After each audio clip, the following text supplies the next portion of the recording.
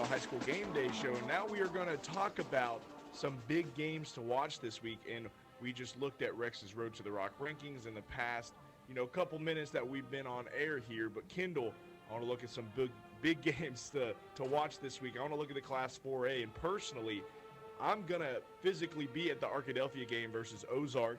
And this should be a really good physical game, Kendall. Man, that will be a good game on Friday night. And then moving on up to Class 7A. Little Rock Christian and PA, this their first year in 7A, and then their first year in the 7A playoffs. So we'll see how those two teams shake out in the end. That's right. And I want to look also at Lake Hamilton and Jonesboro. It's going to be a good game as well. But Rogers and Little Rock Southwest. Southwest, we got to hear an interview earlier. First time in the playoffs, obviously. We got to give them some props. It's a big game for them as they're going to be traveling to Rogers this week. Absolutely. And Cooper, now I want to introduce our Stevens Inc. Big Game of the Week. Our Stevens Inc. Big Game of the Week is Camden Fairview going against Harding Academy. Camden Fairview will travel to Searcy, Arkansas to take on Harding Academy. Cooper, it'll be a real fun game. Both those teams are pretty even. Again, we'll see how this one plays out. That's right. They're both sitting at a 7-3 record. Camden Fairview. So join us back next week as we look at Rex's Road to the Rock rankings and the Electric Cooperatives of Arkansas High School Game Day Show. That'll wrap up this week's edition of the Electric Cooperatives of Arkansas High School Game Day Show. We hope you enjoyed our program, and be sure to tune in at 10 o'clock for the Simmons Bank Friday Night Scoreboard Show on this station. From 10 to midnight, Rex Nelson and Richard Atkinson will give you the latest scores and updates from around the state, as well as the newest Rex's Road to the Rock rankings, brought to you by the Little Rock Convention and Visitors Bureau. Tonight's broadcast has been brought to you by Electric Cooperatives of Arkansas, Arkansas State University, Arkansas Scholarship Lottery, Arkansas Brighter Futures 529, Arkansas Delta Byways, Lyon College, Baptist Health, Stevens Inc., Little Rock Convention and Visitors Bureau, Arkansas Game and Fish Commission, Saracen Casino, UAMS, Arkansas Capital, Visit Hot Springs, Simmons Bank, Arkansas State Chamber of Commerce. Testing Lexington, 1 2. Henderson State University, Arkansas Blue Cross Blue Shield, and the University of Central Arkansas. The Electric Cooperatives of Arkansas High School Game Day Show is a production of the Washita Sports Digital Network at Washita Baptist University. The producer is OSDN Senior Jalen Davis. For my co-host and OSDN Senior Kendall Givens, I'm Cooper Dar, a sophomore at Washita. Enjoy a great night of high school football, and we invite you to join us again next week for the Electric Cooperatives of Arkansas High School Game Day Show. Russellville Cyclone football on River Country KCJC is made possible in part by Sorrell's Body Shop, Honda of Russellville, Diver Vision Care, by Jerome and Associates, the Russellville School District, by Mac Daddy's Old Town Meat and Eat, Congressman Bruce Westerman, R&R Express, River Valley Tractor, Phil Wright Autoplex, River Valley Tinting and Glass, Miller Roofing Company, First State Bank, Feltner's Athletes Corner, E&F Roofing, Duval's Affordable Portable Buildings, by ConAgra, Chicken Mart, Centennial Bank, the Arkansas Valley Farmers Association, by Arkansas River Valley Heating and Air, Alathus Realty, Arkansas Tire and Auto Service, and by A Better Way Realty. Russellville Cyclone football on River Country KCJC.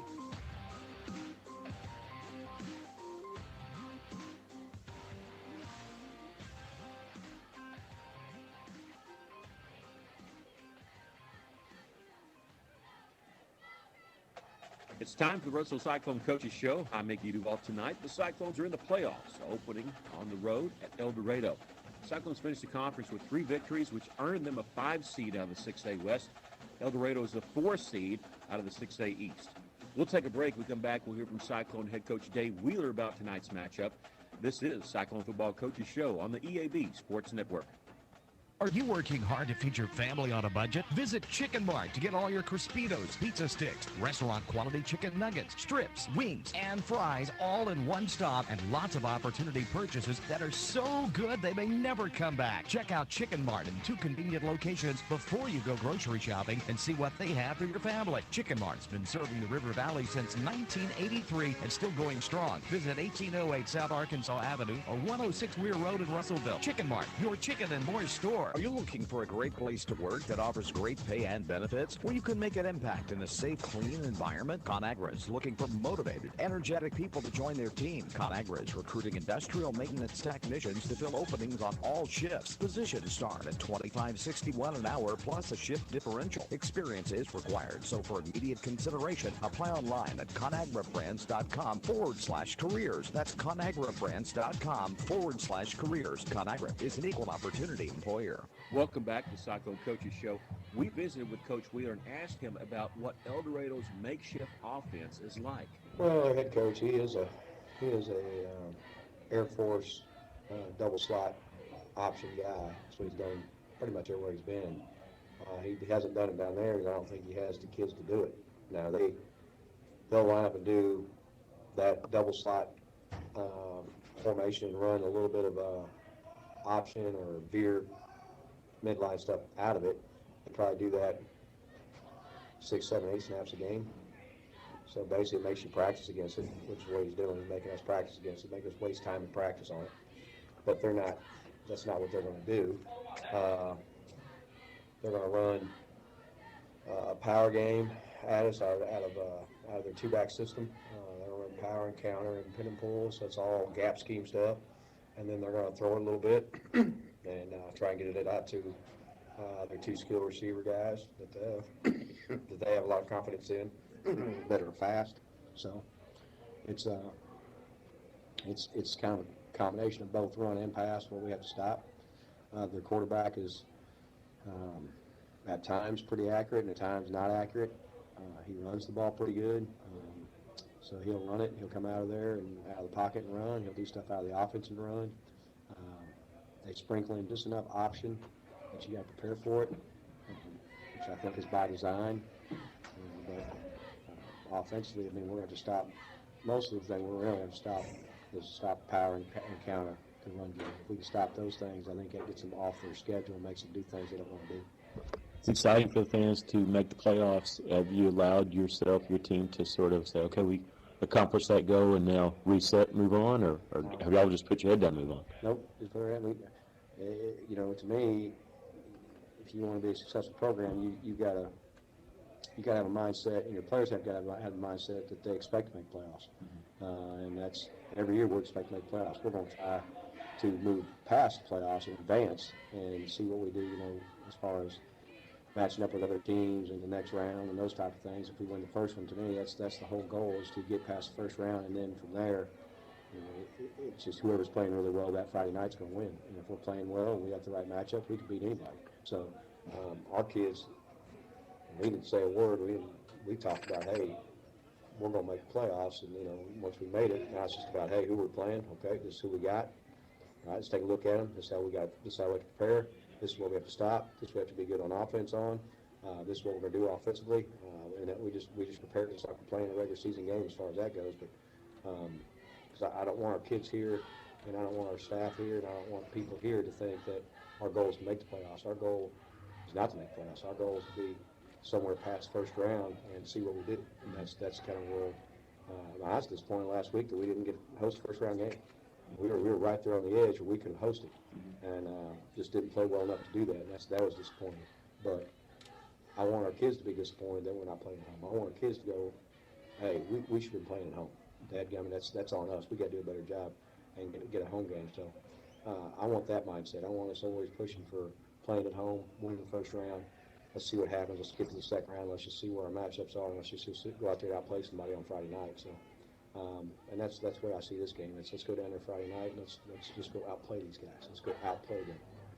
So that's our goal. If we can do that, and if we play, like I tell our kids, if we play with best effort and we play better than they do every play, if we just outplay them as far as effort goes, I think we'll end up on the right side of it on Friday night. We don't have the longest trip of any team in the state, but it's long enough. So how do you combat that with a 3-hour bus drive? We're going to break it up. We're going to stop halfway down there and do some run-through stuff and practice and do a pregame meal down at OBU and on their campus. I know Coach Knight real well, and some of their coaches I've known for 20 years, so it's going to be good to see those guys, and it'll be good to have us on campus and let them take a look at a couple of our kids. There's a couple of our guys I think they might be interested in, so they've expressed an interest, so it'd be good for them to see us, and but we're going to do that and kind of break it up that way. And that leaves us about an hour and 20, 30 minutes left once we get back on the bus to drive down there, which is not too bad, so that's kind of our goal. That's Dave Wheeler. We'll have a look at the history between these two teams when our pregame show continues. Looking to expand without breaking the bank? Now's the best time to visit Duval's Affordable Portable Buildings, the River Valley's oldest full-service portable buildings dealer, 8 years and counting. Thinking of getting a building or a carport? Will give yourself the gift of added space with the benefit of end-of-the-year specials at Duval's Affordable Portable Buildings. That she shed, man cave, or shop you've always wanted is at Duval's Affordable Portable Buildings, 4151 South Arkansas. If you own a business, you know how important your roof is, but do you know how to maintain it? E&F Roofing has been offering the best commercial roof systems as well as conducting preventative maintenance and asset management services so you can focus on your business. From industries to schools and local businesses of all shapes and size, E&F Roofing has been serving Arkansas for over 50 years and trusted for 3 generations. So call 479-272-4069 for a free estimate today. Welcome back to the Cyclone Coaches Show. This is the 10th meeting between Russellville and El Dorado. The Cyclones have won 5, lost 3, and there's been 1 tie in the series. The last meeting was back in 2019 when the Wildcats won 54-14 at Russellville. The last game at El Dorado was the year before, 2018, when Russellville stopped a 2-point conversion with 5:31 left to win the game 21-19. The winner of this game gets Greenwood, who has a first-round bye for the playoffs. That'll be next week. Coming up next, we'll join the rest of our media team at Memorial Stadium in El Dorado. This is Cyclone Football on the EAB Sports Network. Fellner's Athletes Corner, your high-performance athletic store for quality athletic footwear and apparel, features Nike, Under Armour, The North Face, Patagonia, Oakley, Saucony, New Balance, Brooks, Asics, Kabu, Keen, and many, many more. Fellner's invites you to make them your first stop. With more than 50 years combined experience, the familiar faces at Fellner's can help you with all your athletic needs. Fellner's Athletes Corner, 2320 West Main, Russellville, open 9:30 until 6, Monday through Saturday. Russellville Cyclone football on River Country KCJC is made possible in part by Sorrell's Body Shop, Honda of Russellville, Diver Vision Care, by Jerome Associates, the Russellville School District, by Mac Daddy's Old Town Meat and Eat, Congressman Bruce Westerman, R&R Express, River Valley Tractor, Phil Wright Autoplex, River Valley Tinting and Glass, Miller Roofing Company, First State Bank, Feldner's Athletes Corner, E&F Roofing, Duval's Affordable Portable Buildings, by ConAgra, Chicken Mart, Centennial Bank, the Arkansas Valley Farmers Association, by Arkansas River Valley Heating and Air, Alathus Realty, Arkansas Tire and Auto Service, and by A Better Way Realty. Russellville Cyclone football on River Country KCJC. And welcome, friends. We're coming to you live from Memorial Stadium in El Dorado, where it's clear, 57 degrees. Conditions are perfect for some Cyclone football. I'm Mickey Duval coming to you from the Alathus Realty broadcast booth. Buying or selling your home has never been easier. Call our friends at Alathus Realty. Stephen Berry, our engineer. Stephen, I'm really sorry to do this to you, but they're coming out with the color guard right now. They're going to do the Pledge of Allegiance, the national anthem, and then the moment of silence. So we're going to send it to our first break, and then come back and begin our pregame show here from Memorial Stadium. This is Cyclone Football, the EAB Sports Network.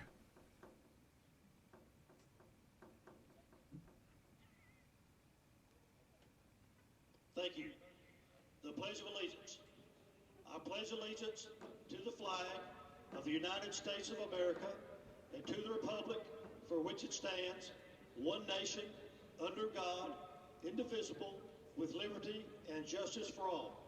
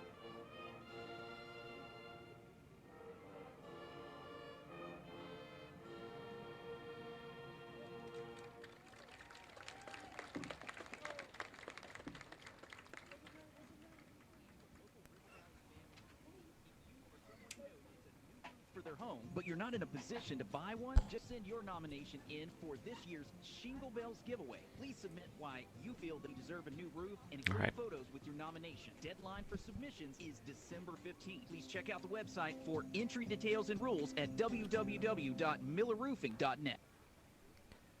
Welcome back. Thank you so much, Stephen Berry, our engineer. And doesn't matter any kind of curveball I throw at him, he's always ready, and we appreciate that so much. The color guard is walking off the field now, and now we're going to dive into our pregame show. We welcome you for listening to us on FM 102.3 KCJC, or if you're watching our stream on Cyclone Booth YouTube page.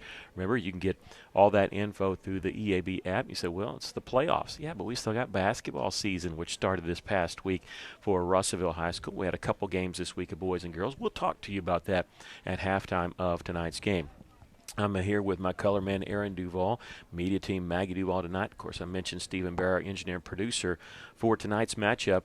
Last week, Russellville led early at Lake Hamilton, 7-0, 10-7, but some turnovers ended up being too much for the Cyclones as they lost 56-24. El Dorado defeated Sheridan 84-49. Yeah, that's correct, 84 points. Sheridan's style of play, if you know Kevin Kelly, he's at Sheridan now, and that led to that many points scored by El Dorado because Sheridan's going for every fourth down, even if they're on their own 1-yard line, onside kicking, if they don't get it, giving the other team a short field. So that's kind of the led to the 84 points. But Lake Hamilton beat Russellville, so Lake Hamilton's the 4 seed. They are hosting Jonesboro tonight. That made Russellville the 5 seed. They go on the road to see the 4 seed, El Dorado Wildcats. I turn to my color man tonight, Aaron Duval. What do you think about tonight's game? Well, it's going to be a tough game, especially playing here at El Dorado. I figured up some scores for them. They're averaging 38 points a game, but they're giving up 30 points a game. I just said there's some factors to win. The Cyclones have to meet these factors to win a game. On defense, we've got to keep El Dorado from having a big quarter. And you talked about Lake Hamilton last week. I went back and looked. Lake Hamilton scored 21 points in the second quarter. We can't have a big quarter against this El Dorado team. Second thing, we got to have a strong defense against the rush. They like to run behind their big left tackle, Dunlap. He's 6'4", 260. He's a senior. And the third thing is we've got to create some turnovers. On offense, we got to keep Julius Thompson in the offense. Last week he was 10 catches for 152 yards. Also, Nicholas Hallmark, our tight end, needs to get into the offense. Second thing, we've got to get good yardage on first down. Make that second down short yardage, avoid penalties and turnovers, and anytime we enter that red zone, we have got to score. Field goal, but preferably a touchdown. Last week in the 6A West, Shiloh Christian beat Van Buren 36-7. Mountain Home lost at Greenwood 42-0. Southside beat Siloam Springs and the two winless teams of 42-21. That set up the fact that Greenwood and Shiloh Christian both got the 1 and 2 seed, which led to the bye for them. And so Greenwood gets the winner of this game tonight. Greenwood the 1 seed, Shiloh Christian the 2 seed. Mountain Home the 3 seed. We mentioned Lake Hamilton. Van Buren the 6 seed going on the road at Marion. I think Van Buren's got a really good chance to win that game. In fact, the 6A West, I mean, it's a tougher conference than the 6A East in my opinion. Obviously, maybe a homer deal, but I do think that. And so we'll see how that plays out. Typically, the 6A West does better because top to bottom they probably are a little bit more battle-tested. Tonight in the River Valley, Dardanelle is in the state tournament, but they get a bye. They'll get the winner of Lone Oak and Prairie Grove. Pottsville is at Malvern tonight. Atkins is at Perryville, and the winner of that game gets Bismarck. Mansfield travels to Paris, and Hector is at Carlisle. We're going to take a break. Come back with more of your pregame show. This is Cyclone Football on the EAB Sports Network. As we mark on the Dorado 49-year anniversary. You don't want to miss out what we have going on during this great event. Huge discounts and savings on a great selection of Chevrolets, GMC, and pre-owned inventory. Whether you're in the market for a new car, truck, or an SUV, now's the perfect time to find your dream vehicle at the price you'll love. Come see us today and join in on the anniversary excitement. Serving the River Valley since 1975, exit 84, just off I-40, Russellville. Why trust River Valley Tinting and Glass? Well, River Valley Tinting and Glass is a family-owned business, and they take care of their customers like family too. So remember, your local auto, residential, and commercial glass and tinting company, River Valley Tinting and Glass. Check out their work on Facebook or call 890-5839 to get an estimate. Or you could always come by 2202 East 2nd Street to see all they can do for you. From a business you can trust, River Valley Tinting and Glass. At Kubota, we want to help you deliver a job done right. That's why we want you to know that the new Kubota inventory is arriving day late. You have work to do. We have the reliable, durable, and versatile lineup to help you do it. Visit River Valley Tractor today for all your equipment needs. Visit your local River Valley Tractor dealer or find a dealer near you at rivervalleytractor.com. Don't miss the pre-holiday green tag sale going on now at R&R Tire Express. R&R showroom is stocked full with the wheels you want and the tires you need with the best prices of the year. And during R&R's pre-holiday green tag sale, all you need to get started is a non-perishable food item. R&R will donate your items to local food banks this holiday season. Don't miss the pre-holiday green tax sale going on now at R&R Tire Express on East Parkway Drive next to Starbucks in Russellville. Welcome back to Memorial Stadium in El Dorado, Arkansas. We're at the Alathus Realty broadcast booth. Tonight's matchup, Russellville, coached by Dave Wheeler. He's in his fourth season as head coach for the Cyclones. Russellville finished 5-5 this year, 3-4 in conference play. Again, that's good enough for the 5 seed. He is 19-23 overall. For Chris Hill, who's the head coach of El Dorado, a lot of people around the area might remember him because of his Morrilton ties. He's in his second season here at El Dorado, his 25th year as a head coach. He was offensive coordinator at Harding. That's where he went to college from 2017 to 2019. Took over Sylvan Hills in 2020, won the 6A East the very first year, made it to the state semifinals with a 9-4 record. He lost in the first round, though, that year to Mountain Home. 2021, won only 3 games in 2022. Hill's other coaching tenures, he was at Morrilton, as we said, 03 to 05. He's been at Van Buren for a couple years, Ashdown, Bossier Parish in Louisiana, and Wynn. Wynn was his longest stint in high school, 2011 to 2016. That's Chris Hill, head coach of the El Dorado Wildcats, and Hill is 169-112 overall. He is 12-9 at El Dorado. They were 6-4 this year, 4-3 in the 6A East. That's the 4 seed for the 6A East. This is the 10th meeting between the two teams. Russellville's won 5, El Dorado's won 3, and there has been one tie.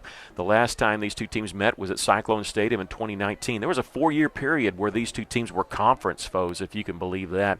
El Dorado won that game easily, 54-14. Russellville won the year before, a 2-point victory here at El Dorado in 2018. 21-19 was the head score. That was in 2018. And remember, Russellville stopped a 2-point conversion with 5.5 minutes left that would have tied the game at the time. What I remember most about that game is we started the game with an onside kick and was successful, but it didn't go anywhere. I think we went 3 and out after that. And but Russellville was outgained in that ball game. However, they put together 2 key drives, 2 drives of 80 yards that ended up being big, and then had a block punt by Cole Gray, I believe, and that was the difference in the ball game. Russellville won that game 21-19. Russellville's won 2 state championships. El Dorado's won 10. The last one in 2021, they beat Greenwood. That was under Stephen Jones, who was the head coach here. He left, and then Chris Hill entered. Both teams' captains are meeting at midfield. We're going to take a final break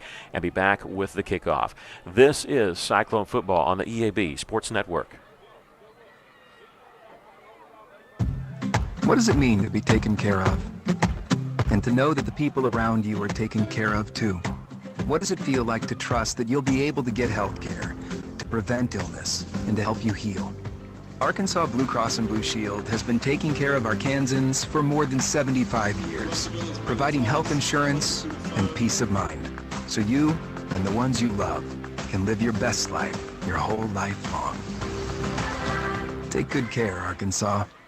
Children grow up so fast, but it takes just a moment to plan for their future and their education. Start saving for your child or grandchild today with the Arkansas Brighter Future 529 plan. It's a new name, but the same great way to grow education savings. From pre-K to college or trade school. Visit brighterfuturedirect529.com. To learn more about the Arkansas 529 plan, its investments, objectives, risks, and costs, read the official statement available at brighterfuturedirect529.com. Paid for by the Arkansas Brighter Future Fund Committee. Now is a great time to get out and experience an outdoor adventure in the Arkansas Delta Byways region. From hiking to biking to water adventures, we've got them all. Hike, jog, or stroll across the Big River Crossing, the longest public pedestrian bridge across the Mississippi River. Do some fishing or kayaking on Lake Chico, the largest oxbow lake in North America. Explore the beginnings of Arkansas at Arkansas Post National Memorial. Visit deltabyways.com for more ideas. This ad paid with state and regional funds.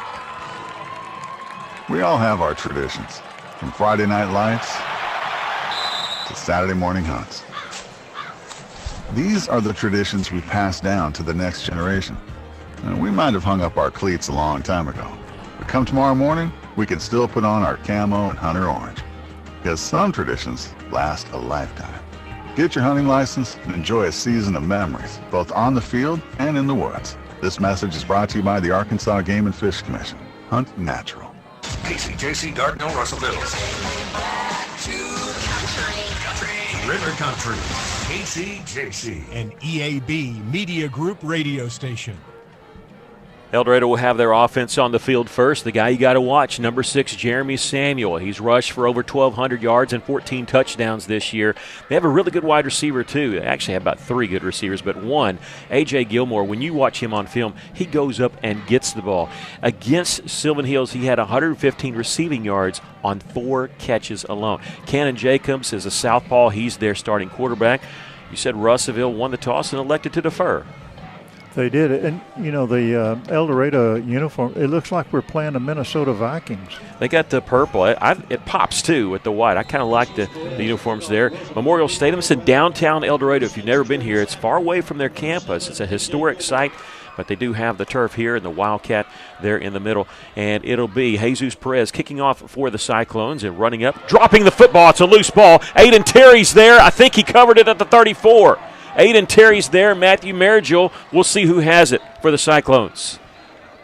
It's number 2, I believe, has got that ball. Yes, it is. All right, that's Matthew Marigil who recovered it for the Cyclones at the 34-yard line. So Russellville with the first break. That was a very high kick. Well, to me, he was so far behind, he came running up to try to grab the football, and that's what did it. I mean, you know, he kind of out of his, on a dead run. It's really hard to grab that sometimes, and that's what happened. It bounced off the chest. It's almost like it hit his pads there, and so the Cyclones will start at the El Dorado 34-yard line. Luke Jones, so we won't see their offense. It'd be Luke Jones going to turn, play action, and he's going to take a shot. The end's got a man wide open there. Jerron Brown off his fingertips. The ball kind of floated a little bit behind him, so much so I looked to check to see if there was wind, but there's no wind. No. He was wide open. There wasn't a defender within 6-7 yards of him. Second and 10, the ball to the 34-yard line. All right, incomplete pass. Yeah, and they had a man out there on him, Jamari Robinson, but I think he bit on the fake because he was nowhere to be seen. 2nd down and 10. Turn and hand the ball off Ladarius Prince, and he's going to get some good yards there as he gets inside the 30-yard line. Bring up 3rd down and short. Oh, they are going to mark him at the 30, so maybe not as many yards as we had hoped. It'll be 3rd down and 6. I saw the official on the far side coming in and put him at the 30. I thought he got in there at the 29-yard line, so 3rd and 6 for the Cyclones. 3 wide receivers to the right, 1 to the left. Alone to the left is Julius Thompson. If we'd hit Jerron Brown there, he would have easily walked into the end zone. Man in motion is Nicholas Hallmark. He'll cross the face of Luke Jones. and settle here. And now another man in motion. This is Espinosa. They'll fake it to him. Jones going to keep it himself and going to be tackled. Very close to a first down. Going to depend on the spot. From where they're spotting him, it looks like he's going to be about a yard shy. No wind at all, so Russellville right here be a 42-yard field goal, but they're going to go for it quickly on 4th down and 1. Tebow formation. Luke Jones has the first down easily, continues to he ducked his head and just went forward, got inside the 20 to the 17. Yeah, good call by the coaching staff. Do it quickly before El Dorado had a chance to set up. El Dorado fumbled the opening kickoff. The Cyclones took over at the Wildcat 34-yard line. So far for Russellville, 4 plays, 17 yards. They put them into the red zone. The Cyclones have scored 24 times when entering the red zone out of 26. That's a 92% success rate. In the red zone here, inside the 20s, the red zone. Play action. They're going to take a shot at the corner of the end zone, and it's going to be complete. Did he get it? Yes, touchdown. And I believe that is Julius Thompson with the reception. Caught it over the shoulder. He had the defender was right on him, but a beautiful pass by Luke. The official ran over there to Thompson. I think there was a little bit of jawing going on afterwards. Don't see a flag, so maybe just a warning. The Cyclones lead it 6-0, turning that turnover into points. And Jesus Perez going to add the extra point. 7-0 our score. 10:08 left to play here at the first quarter. We'll take a break. This is Cyclone Football on the EAB Sports Network. Welcome back, Hog fans, for more scratching action from the Arkansas Scholarship Lottery. This is looking like a good one. First appearance of the dime we've seen all season, Tom. The luck is thick in here tonight. After all that scratching, she's a winner! The Arkansas Scholarship Lottery. Every day is a chance to win big. Pick up a ticket today. This is winning. Call or text 1-800-522-4700 for Problem Gambling Helpline. The opening kickoff was fielded by El Dorado at the 34, but never really had control. It's a live ball anyway, but it hit off the chest. And, I mean, it popped off those pads and squirted forward for 3 or 4 yards. Matthew Mergel came up for the Cyclones, and then Russellville scored. Their scoring summary on that: 34 yards in 5 plays. Luke Jones hit Julius Thompson for a 17-yard touchdown pass. Jesus Perez added the extra point, and we stand 7-0. That's the best of both worlds. You get to score first. Really, you get to put your offense on the field first, and you get the ball to start the second half. Jesus Perez this time will kick it to the right side, and they'll field this one at the 24-yard line. They'll get across the 30, maybe to the 31. And we'll finally get to see their offense. That was A.J. Gilmore on the return. Russellville kicked it away from him the first time, and that's what prompted the turnover. This time they kick it to him, and he only gained 6 yards on the return. He was lined up on the 30-yard line, 20-yard line, expecting a short kick. Gilmore's the one we were talking about, their fantastic wide receiver that can go up high point the football. He's number 7. And I do not see him in there for first down. Cannon Jacobs, number 8, is the quarterback. Number 6, Jeremy Samuel, the running back. Jacobs, a lefty, brings a man in motion, and they were going to hand it off to Gilmore, it looked like, but we have movement, and we'll see if it was, I think Russellville may have jumped into the neutral zone and caused the movement. So it is going to be against the Cyclones, so it'll be 1st and 5. The first penalty of the game goes against Russellville. That's a 5-yard penalty, first down. They got the official mic'd up. I think that's kind of cool when they do that. Gilmore's in there. He's on the left side. Yeah, he was the one in motion. Yeah. They were going to hand it to him. 2 receivers to the right, 1 to the left. Short side of the field is the left side. 1st and 5. Let's see if they just go with Jacobs. It looks like they're going the same play here. It is going to be Gilmore. He's going to throw. He's got a man wide open.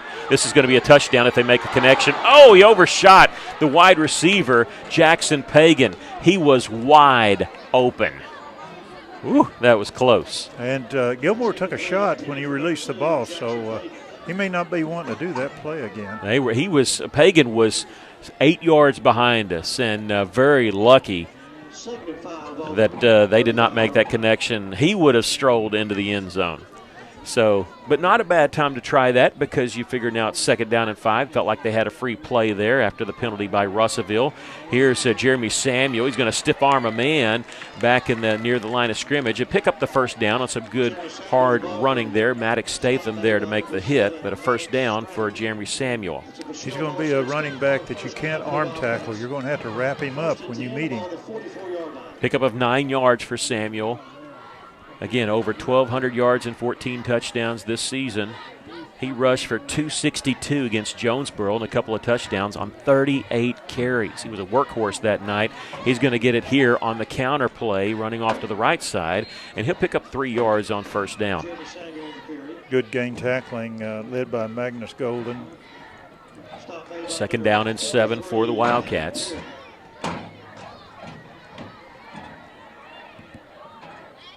They have S-back, Paxton Strong, number 10 in there. He's lined up between the left guard and the left tackle. Sometimes he will take you to the ball on these running plays, but this may be a passing play on 2nd and 7.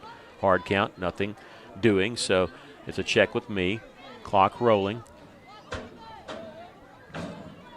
Back to pass is Cannon Jacobs. He's got man-on-man coverage with A.J. Gilmore and overshot that by about a yard. It looked like Gilmore had a chance if he would have just stuck his arms out, but they didn't. But we do have a flag in the backfield, and this is going to be roughing the passer. And so it does not count as an incompletion, as Cannon Jacobs I just saw him picking himself up off the ground. I didn't see what had happened. We were watching the pass, but it's 15 yards from the spot, so it's going to put the ball into Cyclone territory.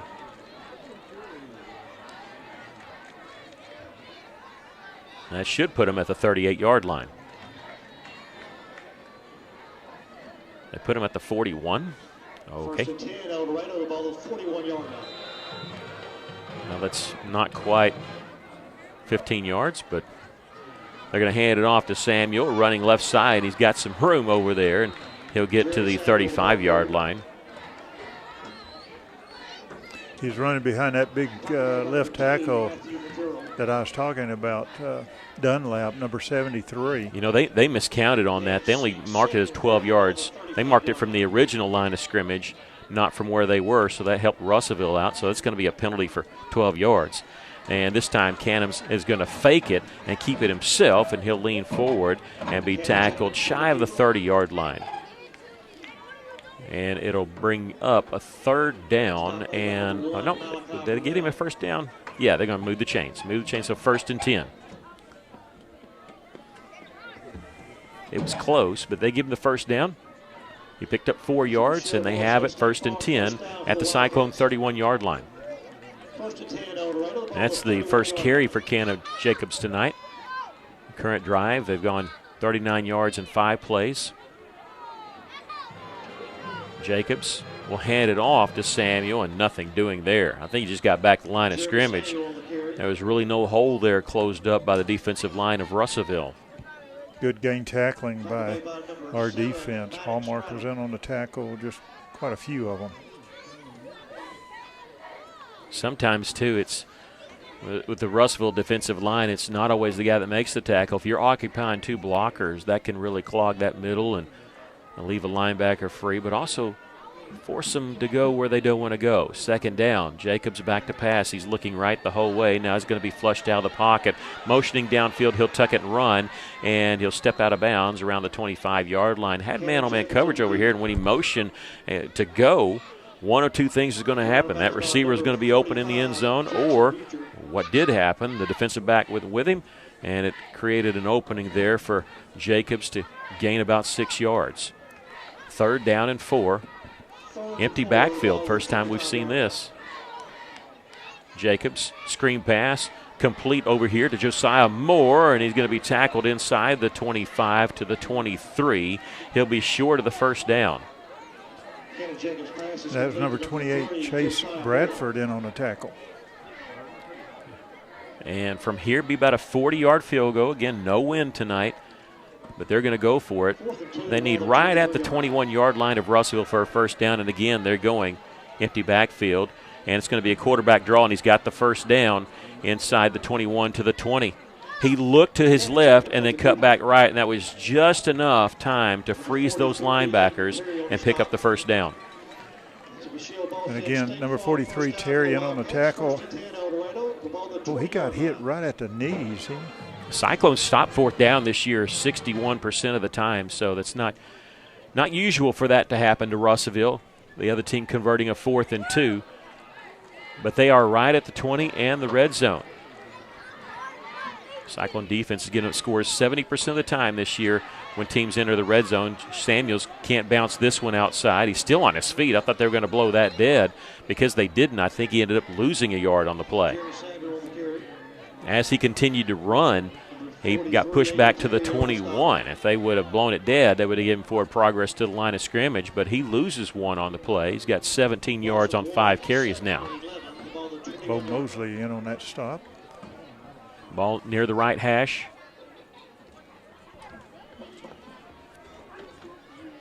Russellville up 7-0, scoring on their first drive after a turnover on the opening kickoff by El Dorado. Samuel, no, this is the backup running back who's pushed out of bounds at the 16-yard line, Jeremiah Warner, number 28. Jeremiah Warner on the carry.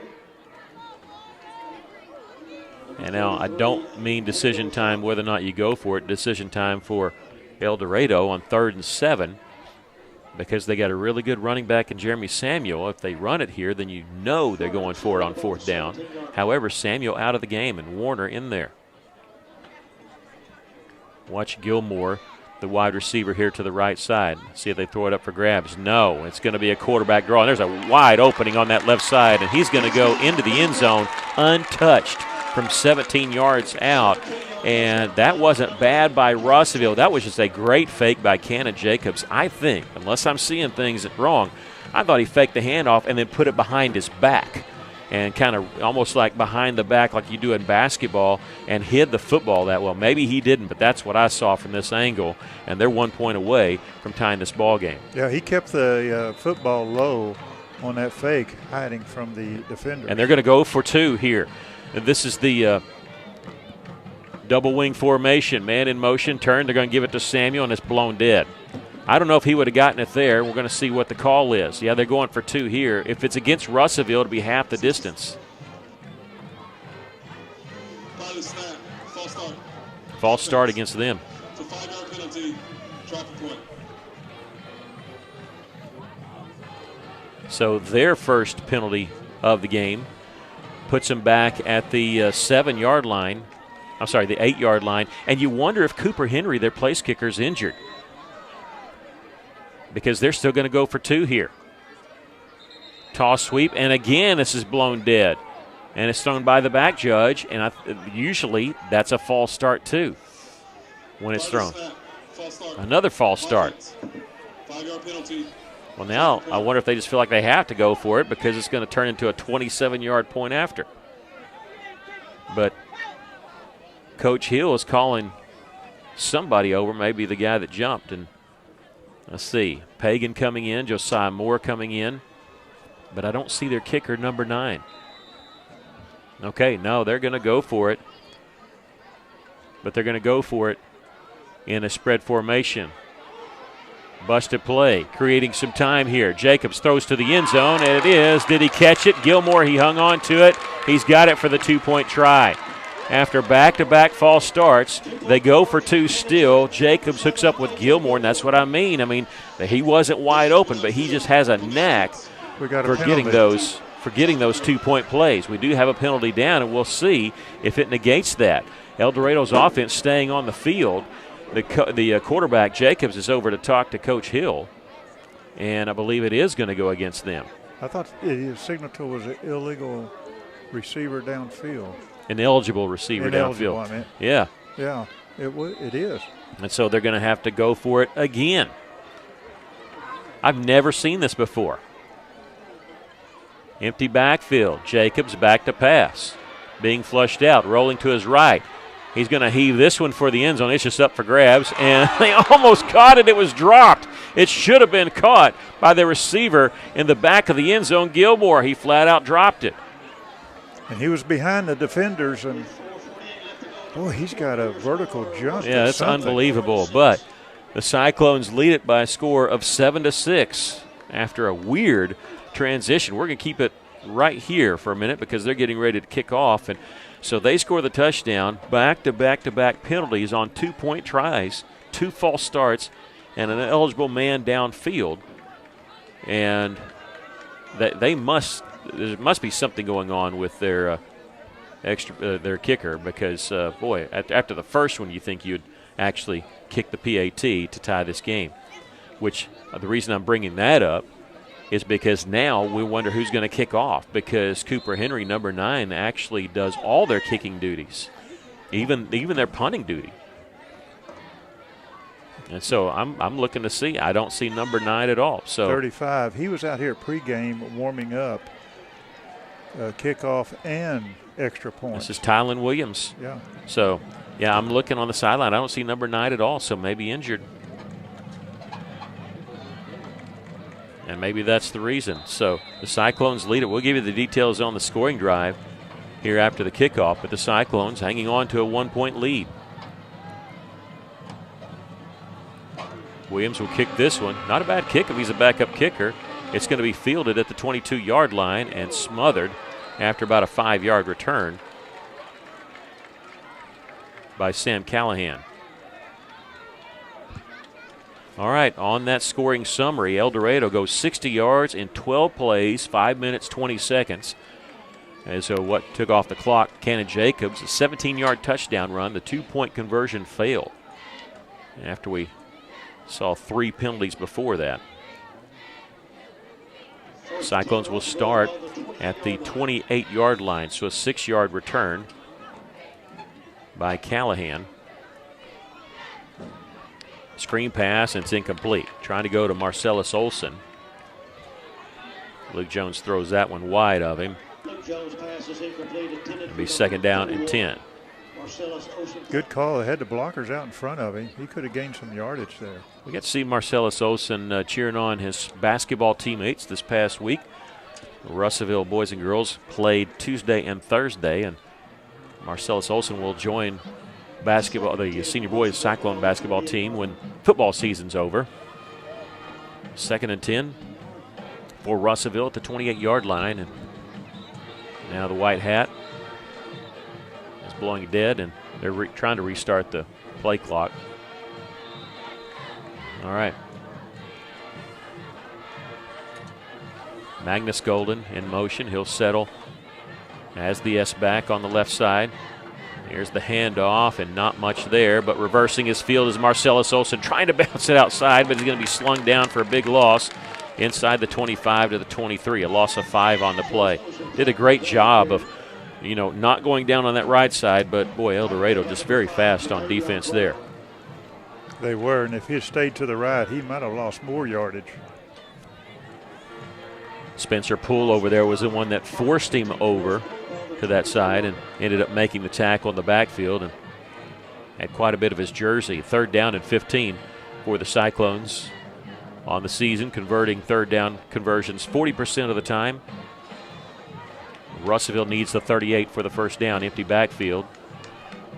As Julius Thompson over there, lone wide receiver on the right side, looking his way, thrown, it's going to be incomplete. I tell you, I'm really glad Gilmore was actually over there and he was behind the play. I was worried that he was going to actually try to pick that off, but it goes incomplete. The Cyclones go 3 and out. They were going to Julius Thompson over there. He would not have had enough for the 1st down, but he would have been within 3 yards. We could have seen what he would have done there. And we'll see how the Cyclones want to handle the punting duties. And Russellville has used 4 different punters this year. Bo Mosley is back there, I believe. He's standing at the 10-yard line. He'll get this one away. It's going to hit right at midfield, and Aiden Terry will down it at the 49-yard line of El Dorado, a 28-yard punt with no return. 3:33 left to play here in the 1st quarter, so El Dorado fumbles the opening kickoff. The Cyclones score, make it 7-0, and then the first time El Dorado comes onto the field, a 60-yard drive. They didn't quite tie it, though. They went for 2 and missed, so that's how we stand, 7-6. So when you look at it, Russellville just 29 yards of offense, but realize they had a short field on that first touchdown drive. They only had to go 34 yards to put the ball in the end zone.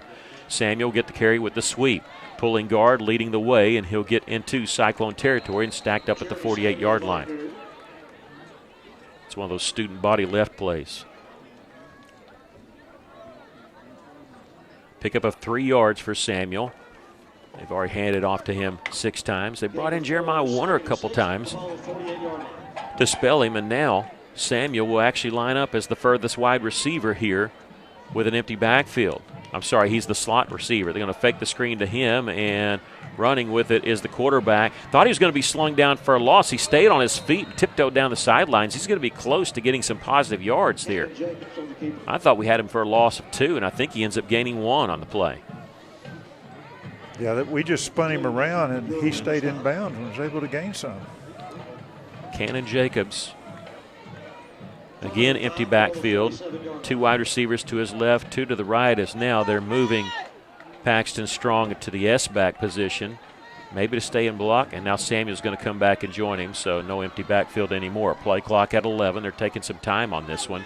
Under 3 minutes to go here in the first quarter, and Samuel's not going to get the first down. He'll get a couple to the 45-yard line of Russellville, and we'll see what they want to do here on 4th down and 4. Well, they're sending on the punting unit. That surprises me. I thought they'd go for it. Justin Hammett, the backup punter, Justin Hammett in punt formation for the Wildcats. will be kicking it, and Russellville does put a guy back deep. Deep for Russellville, number 1. Malachi Varnell. He was back to the 10. Now he moves up 6 yards, hovering right around the 16-yard line. Hammett, he's going to turn and kick this one to the right. Low end-over-end kick. That usually gives a good bounce when you do that, and it does. It hits and rolls inside the 15 out of bounds. They're going to mark him at the 14-yard line. Punts it inside the 20, a punt of 31 yards, and the Cyclones will be starting deep in their own end, but the defense did their job with a 3-and-out. Good series for that defense. 2:09 left to play here in the first quarter. Russellville leading it 7-6. 1st and 10, Russellville, the ball, the 14-yard. Cyclones have had 2 possessions. They've scored on their first one. 29 total yards. They went backwards on their second possession, had 34 yards and a score on their first one. Jones had hit Julius Thompson for that 17-yard touchdown pass. That's been the only completion of the game for Russellville. Marcellus Olsen will motion out of the backfield. Fake the screen, and Jones going to keep it himself. And he fumbled the football right at the 20-yard line. It's going to be covered by El Dorado. And that is covered by Ja'Cory Lumsey. They said, I think it was Lumsey that came up with it, number 1. They said it was number 7, but anyway, they're going to get it at the 21-yard line. Jones will get credit for the 7-yard run, but now it's Russellville's turn to turn the ball over deep in their own end.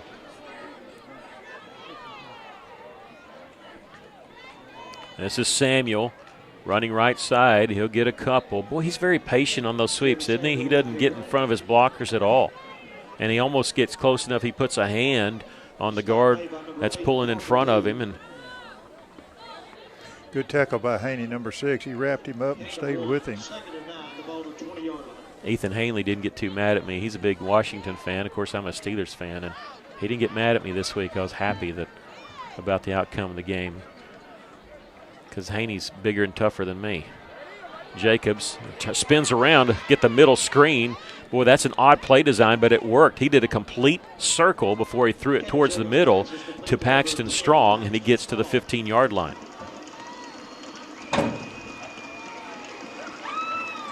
They pick up 5 yards on the play, and so 3rd down and 4. You can bet this is 4-down territory. And El Dorado, their fans, as we're sitting above their fans on the home side, they know it. Bunch wide receivers to the left side. Backward screen pass. That's a live football. He dropped it, and Samuels fell on top of it all the way back to the 23-yard line. That's not a pass because it was a live football.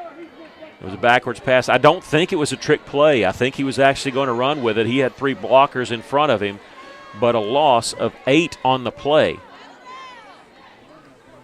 And so it's 4th down and 12. Now, if they don't have a field goal kicker, they're still going to go for it here at the Cyclone 23-yard line. But, boy, if we could hold them here after turning the ball over on our own 21, that'd be a momentum shift. Back to pass is Jacobs on 4th and 12. Plenty of time. He's going to roll to his left, eyes downfield. He's going to tuck it and run. And no, he's backpedaling. Actually, it never crossed the line of scrimmage. It's still he can still throw it, but he's got a lot of opening here on the right side. Cuts back at the 10. He's got the first down. Taken down inside the 10. Oh, my goodness. Thought we had him stopped. When he started to take it and run that one side, I don't think he crossed the line of scrimmage, which meant the pass was still, he could still throw it, you know. It was still in play. And with all that, we've come to the end of the first quarter. They'll have it 1st and goal when we come back. After 1 quarter play, the Cyclones lead at 7-6. This is Cyclone football on the EAB Sports Network. Since 1957, Arkansas Capital has been empowering entrepreneurs, helping businesses thrive, watching communities prosper, and making dreams become reality. Arkansas Capital is a beacon of hope for businesses seeking a fresh start or growth capital by providing a variety of financing solutions. But Arkansas Capital isn't just a financing corporation. We're your partners in growth. Put our 145 years of combined experience to work for you. With over $500 million in loans to facilitate projects, Arkansas Capital is dedicated to your success. Learn more at arcapital.com. That's arcapital.com. Your business is up against a lot of things these days. Inflation costs, workforce issues, federal overreach. The list of things keeping you up at night keeps getting longer. The Arkansas State Chamber Associated Industries of Arkansas is here to help. We are constantly working to improve the business climate and make Arkansas as competitive as possible. The Arkansas State Chamber Associated Industries of Arkansas works tirelessly for your business so you can rest easy. Join us today. Welcome back as we start the second quarter. Amazing play there to close out the first quarter. Cannon Jacobs, he's not a big bruising quarterback. He's just slippery. It looked like he was going to tuck it and run for maybe a yard on 4th and 12. He reversed his field, picked up 15. They have it 1st and goal from the 8-yard line. We start the second quarter. Russellville clinging to a 1-point lead. But El Dorado will have it 1st and goal from the 8-yard line as we switch ends of the field. Again, no wind tonight at all. American flag just limp there at the end zone that we're looking at right now. Man in motion, that is Josiah Moore. They'll fake it to him, give it to Samuel. Spin move there at the 6-yard line, and he gets inside the 5 to the 3. Now there's your bruising back. That's what he's in there for. Varnell on the stop. Pick up a 5 yards on the play, 2nd down.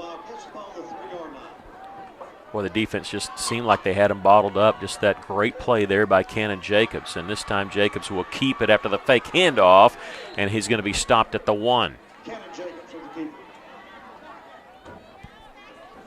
Jacobs may be a little sore tomorrow. He's taking some hits, carrying the ball and passing. Well, he can run. He's proven that tonight. 3rd down and goal from the 1. Let's go defense. 2 receivers to the left. They'll hand it off to Samuel, and he's into the end zone for the score. The Wildcats take the first lead of the game for them. 12-7 our score, and we figure they're going to go for 2.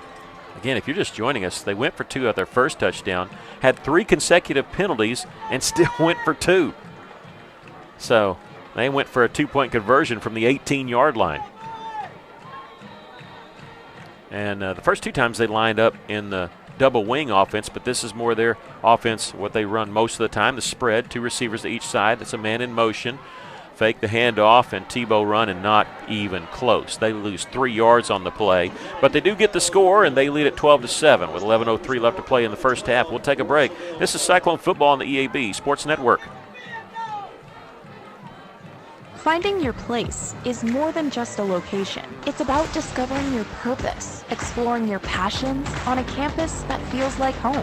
At A-State, you can achieve at the highest levels, form lasting relationships, and support the Red Wolves, both on campus and in the wild. Whether you're into research, the arts, healthcare, or maybe something else, there's a place for you at Arkansas State University.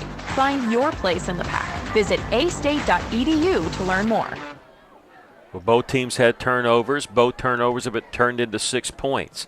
Russellville turned the ball over at their own 21-yard line. El Dorado goes 21 yards. Took them 7 plays to do it, and 2 minutes and 57 seconds. Jeremy Samuel ran in from 1 yard out. The 2-point conversion play failed as Cannon Jacobs was tackled for a 3-yard loss. But El Dorado leads it 12-7 on his historic Memorial Stadium here in downtown El Dorado. Got the old concrete stands, the bleachers, no chair backs. Historic, so they can't really change too much about it. But right in the middle, way away from their campus, but right in the middle of downtown El Dorado. Here's the kickoff, and Russellville will take it with Julius Thompson at the 24-yard line, and he'll get about 10 yards, maybe 11 at the 35. Looked like he and I think that was Callahan that couldn't decide who was going to take the football. I was watching this Williams for El Dorado warm up, kicking off. He has a tendency to kick it to the left, and apparently the Cyclones are aware of that. They had the people over there and coming up about the 20-yard line. He doesn't kick it deep. You wonder if that's by design. You wonder if that's where they want to kick it. Maybe that's their stronger side. Maybe they think that's a weakness. But I will say this, most of the teams that Russellville has played has kicked it to their left, our right side. Okay, here we go. Russellville needs to answer. Down 5. Under 11 minutes to play here in the first half. Luke Jones will send Prince out of the backfield. They won't screen him. They got a wide open man down the middle of the field. This is Marcellus Olson. He's going to run at the 15-10-5, untouched into the end zone for the touchdown. 64 yards. Boy, just ran 10, 15 yards down there, and nobody touched him. Nobody guarded him. And the Cyclones take the lead very quickly here. They take it back. They lead at 13-12. Beautiful pass by Luke, tight spiral, easy to catch. We just wonder why they didn't have anybody on him. I mean, he was the slot receiver. Nobody was there. Russellville running on a player late here. They're trying to kick the extra point. Bo Mosley would be the holder. Luke Jones actually the snapper here. The kick for Perez is up and good. Cyclones lead at 14-12. Not chasing points. Not in the second quarter. They'll take a 2-point lead here. We'll take a quick break. This is Cyclone football on the EAB Sports Network.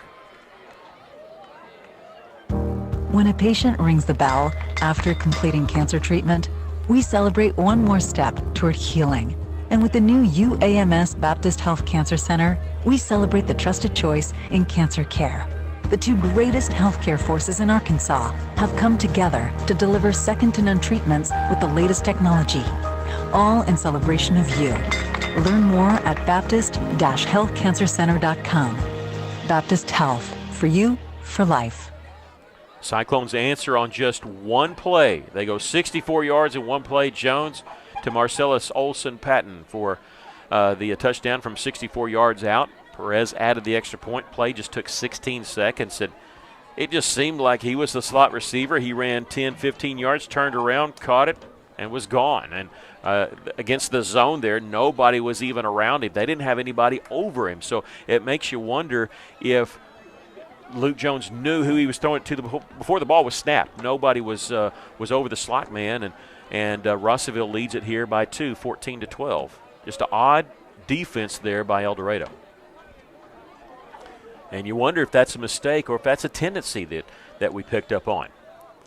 Was that just something we saw immediately, or was that touchdown scored this week in film session? Jesus Perez will kick off for the Cyclones, putting it near the right hash on the 40. And Gilmore is actually moving over to Perez's left.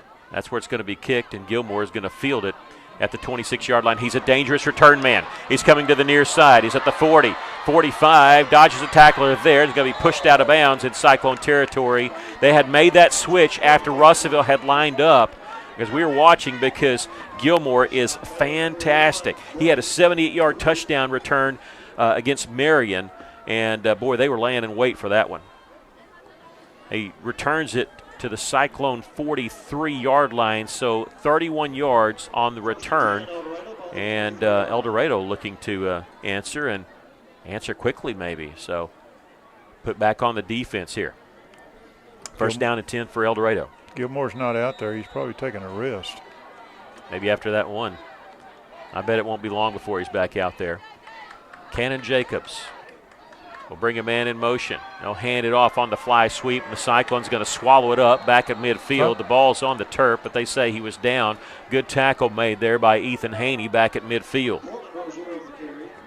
It was Cortland Rozier, and he loses 7 yards on the play.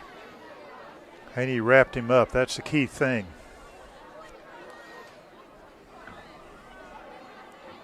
It's odd, though, when you bring in a wide receiver that doesn't play very much, you're kind of on high alert there on the defense that, hey, maybe something's going on with this guy, and you bring him in motion. Did not fool the Cyclones there. 2nd down and 17. They'll turn and hand the ball off. This is Warner straight up the middle, and he'll get back into Cyclone territory, but not many yards. 4 when they were 17 yards away, so it'll bring up 3rd down and long. And there's a player down for El Dorado, so they will stop the clock, and we're going to take a quick break. Russellville leading at 14-12 with 9:38 left to play here in the first half. This is Cyclone football on the EAB Sports Network. Chambers Bank in Dardanelle is a full-service community bank that loves helping their community succeed and values their partnership with customers and businesses. Every relationship is important and starts with trust at Chambers Bank. They're available in person as a trusted local resource for your banking and financial needs, with 2 convenient branches in Dardanelle at 6th and Union and 4th and Union, or call 479-229-1505 to start community banking with Chambers Bank. Member FDIC. The player down is Jeremy Samuel, and that would be a huge, huge loss for El Dorado. And he is being helped off the field. It's their star running back, who's run for over 1,200 yards on the season, and he's their main offensive guy. And he was not involved in the play. They had handed it off to Warner on that last play. And he's being helped off the field after the run by Warner, and he was actually in a wide receiver. Now 3rd down and long for El Dorado. They're trying to set up a screen. But instead they're going to throw it deep, and there it's complete to the 10, the 5, into the end zone for the touchdown. And that is A.J. Gilmore. He wasn't wide open, but all he needed about a yard, and that's all he needed there. 46 yards for the score. My goodness. That guy just has a knack for the football. He's the one that gave him great field position on the 31-yard kickoff return. They score there from 46 yards out, makes it 18-14. They scored 3 touchdowns. They have not yet converted a 2-point conversion, but they're going to try.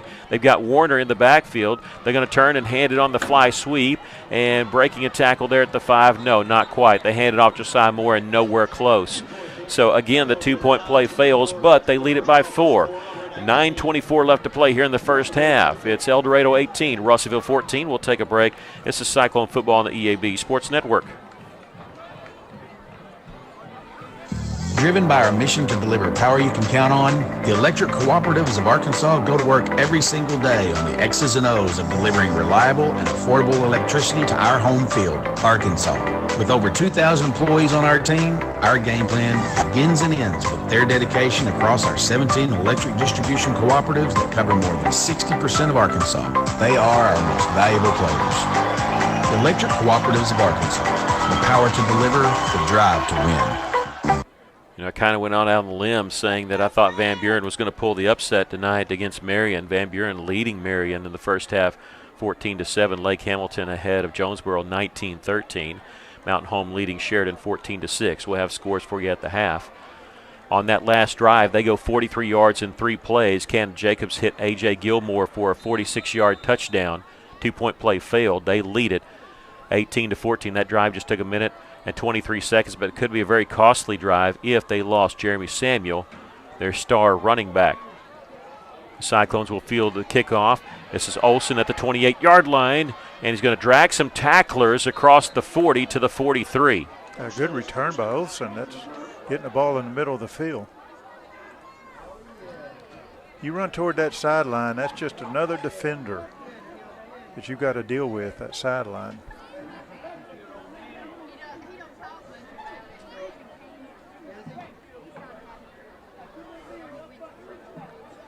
I'm trying to look for Samuel over here. I want to see if he's getting tended to or if he's been carted off or he's up walking around. I do not see him, but they have a sports medicine tent, almost like you'd see in the NFL there, that's got covering all the way around it. I think he's in that tent. You don't wish that on anybody, even if it's your opponent. Russellville trailing by 4. We'll see what they do on this drive. It's going to be a fake handoff to Espinosa. Jones will carry it, takes a big lick from the side, but hangs on to the football as he gets to the 48-yard line, a pick up a 5 on the play. That was a good fake by Jones. Had the defense going to the right. Be second down and 5 for Luke Jones and Russellville Cyclones. No wide receivers to the left side. They're all bunched up over here on the near side to us. On this right side, check with me as he checks with the offensive coordinator, Chris Gunter. Came to us from BB. It's his first year at Russellville. And back up, the running back Golden, and he's going to carry it forward and plow forward. He gets into their territory, and he picks up a first down at the 46. Magnus Golden. Talking to Coach Wheeler about them, he says, I don't know if I've ever coached a smarter football player than Magnus Golden. They said he just understands the game. He understands what everybody's supposed to be doing and the reason behind it. He gets to the 46-yard line, a pickup of 6 on the play. That's his 20th carry of the season for 67 yards. Does have 3 touchdown carries on the season and 3 touchdown receptions. That's also while playing on the defensive side. First down and 10 for the Cyclones after their 4th first down of the game. Back to passes, Jones looking left. He's going to throw it downfield. This is up for grabs, and it's going to be intercepted at the 10-yard line. And they're going to mark him out of bounds at the 11. Russellville took a deep shot, but they threw it to where Gilmore was, and I don't care if that guy's on defense or offense, that guy's going to come down with it. Yeah, Luke was trying to hit Brown down that sideline. Okay, I wondered where that who was the receiver out there. It was the furthest from us. I'm glad you said that. And they put him down at the 11-yard line. And so the Cyclones turned the ball over, but they, at the very least, you put it deep in their territory. I'm going to say it's not like a punt unless that was 4th down. So you hate to do that on first down, but it'll give the defense some room to work with here, hopefully.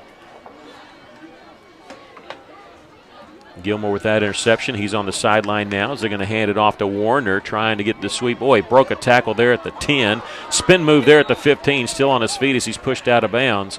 How many times already in this first half we said almost had him wrapped up for a loss there? Well, it's true. They just you can't arm tackle these guys. Well, I think on that one we put a shoulder into him and he stiff-armed that and then spun around, to be fair. I think that was just a great play for them. 8 yards on that pickup there for Warner, who has 16 yards on 3 carries. Second down and 2. High snap, and Jacob's going to carry it himself, and he's going to be dropped for a loss this time. Back at the 12, he was trying to get the edge over there on that far side and ends up losing yards on the play. Malachi Varnell on the stop. Loses yardage back to the 17-yard line is where they put him down.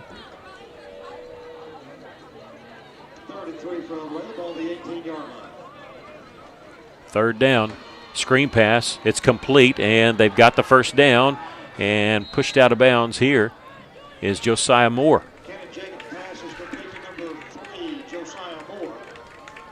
And that was another predetermined, hey, I'm throwing it to this guy. We've already got our blockers out there, and they get the first down at the 26-yard line, pickup of 8 yards on the play.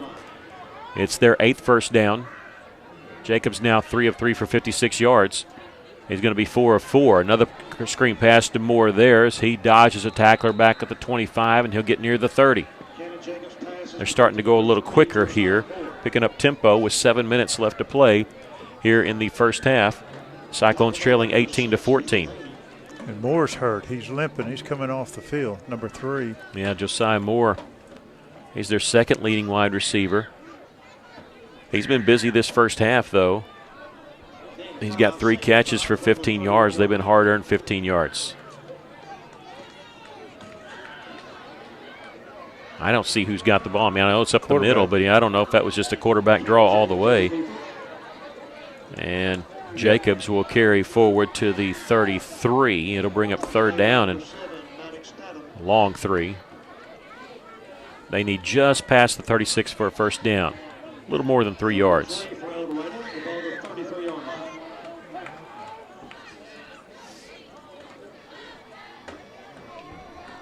Russellville trailing 18-14, nearing the 6-minute mark.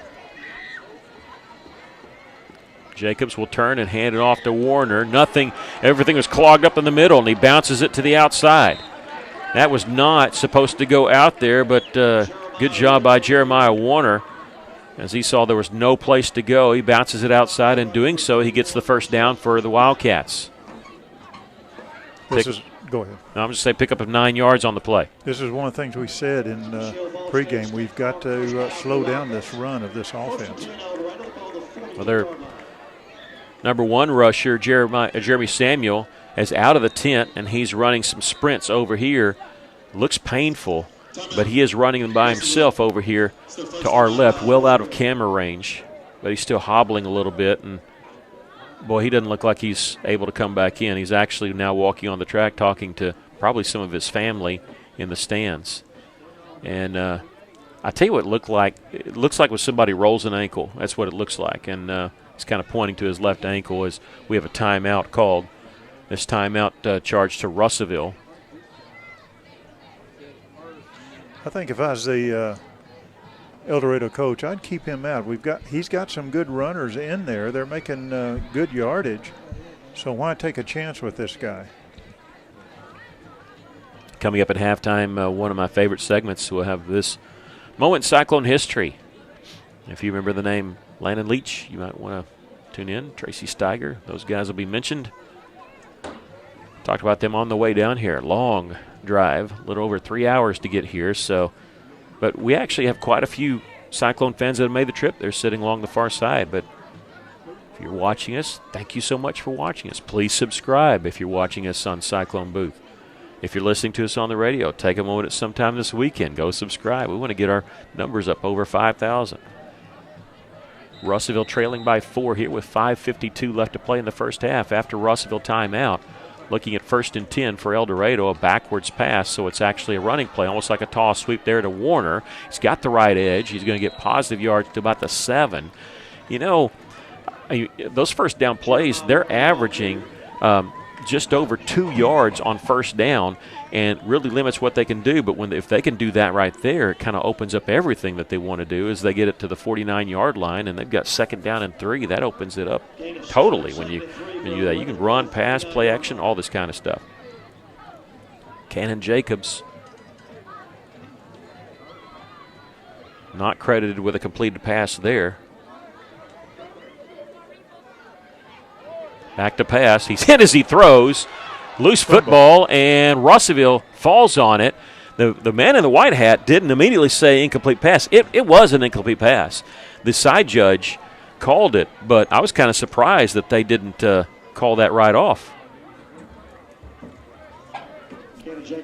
Well, I'm glad it was incomplete because I was watching Gilmore, and he was breaking across the middle from this left side. He was open. They may do that again.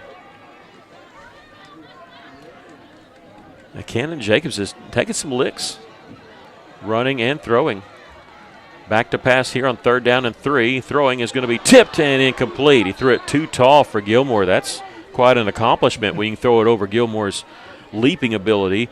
But, boy, when you see that tipped ball there in the secondary, and you're just thinking, here comes the interception. But that makes it 4th down and 3. Cannon Jacobs staying on the field. They have it at their own 49-yard line. I wonder if Coach Hill's just, well, no, he's going to line them up. I'll say he might be thinking about it, going to take a timeout. We'll see if they go with the hard count here. 13 seconds to snap it. Russellville showing blitz up the middle. Oh, and Russellville just moved into the neutral zone. Oh, man. And it wasn't really a hard count. We just got us leaning a little bit. You wonder if that's what they were wanting to do. Well, it's tough. That gives them a first down. You know, odd little stat by Cannon Jacobs. He's a junior. His backup is Gavin Jacobs. You think it's his younger brother? No, it's his uncle. His uncle? Yeah. His uncle is his backup quarterback. How old is his uncle? Yeah, he's a year younger than Kenneth Jacobs. I've never heard of that before. Jacobs in trouble. He slips through there, and he's got some room on that far side. He's to the 40. He's got the first down. Flag is down in the area of holding. He's got the first down. Another flag comes in on the sideline, so we're going to have to sort this out. A lot of yellow laundry on the field now. Well, there's been no doubt El Dorado's been holding, especially their left tackle. Well, they're marking it at the 36-yard line. That's important because if it's on us, it gets tacked on to the end of the run.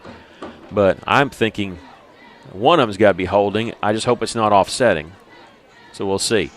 The 2 fouls on the play, 1 live ball, 1 dead ball, both will be enforced. Holding on the offense. After the play, personal foul, late hit out of bounds. On the defense. That's what I was worried about. Will be first down El Dorado. Because they both didn't happen at the same time, then it's you have to enforce both of them. Okay, so, and you got to do it from the spot of the hold. Okay, they're going to say the holding took place at the 30. Wow. They're supposed to mark it all off.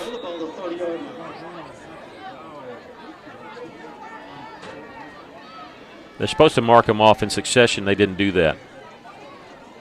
All right, we're going to sort this out in a minute. They're going to hand it off there. It looked like Rozier just took the ball from the quarterback, and he's going to be drugged down after no gain.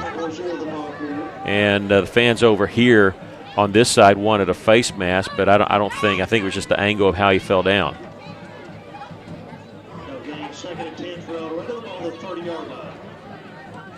All right. So after all that, they have second down and 10. 10-yard penalty against the Cyclones, 10-yard penalty against El Dorado, 15-yard penalty against the Cyclones, and the 11-yard run by the quarterback did count. He had a few more yards than that, but they marked it off on the spot of the hold, and he's going to get some yards here on this carry, and going to be chased out of bounds inside the 25-yard line. Thank you, Ms. Herring. She said half the town is watching. I don't know. I hope so. I hope they're cheering us on. I don't think anybody makes this drive by accident.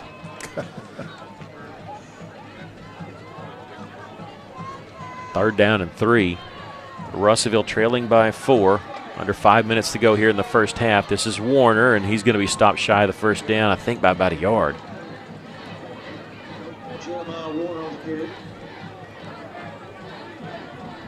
Now, if they went for 4th and 3, of course, they did the hard count near midfield. They're definitely going for it here. You know, see, Samuel, he was jogging again, doing some more sprints. He looks a little better a couple plays ago, and now I'm looking for him. I don't think he's in there yet.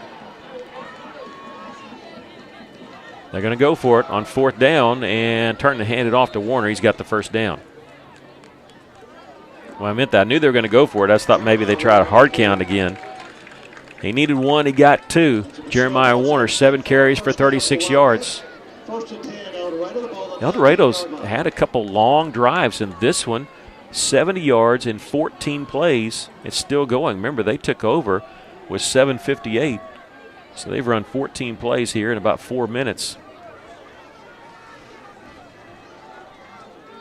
They enter the red zone. Back to pass is Jacobs. He'll throw it to the end zone. He's got a man open. It's complete. Touchdown. A.J. Gilmore. He didn't have to high point that one. He was open. And, you know, maybe it was that one little step that Kenneth Jacobs took, and you think that he's running. If you're in the secondary, you got your head in the backfield, you can go for that fake, and that's all they need sometimes. And Jacobs finds Gilmore. Okay, I'm going to call him Whitmore a lot tonight.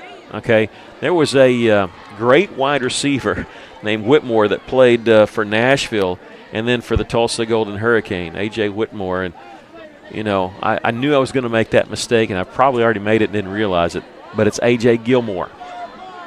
Okay, going for two. The toss sweep, and boy, they have had no luck there. Even with A.J. Gilmore getting that toss sweep, they used large.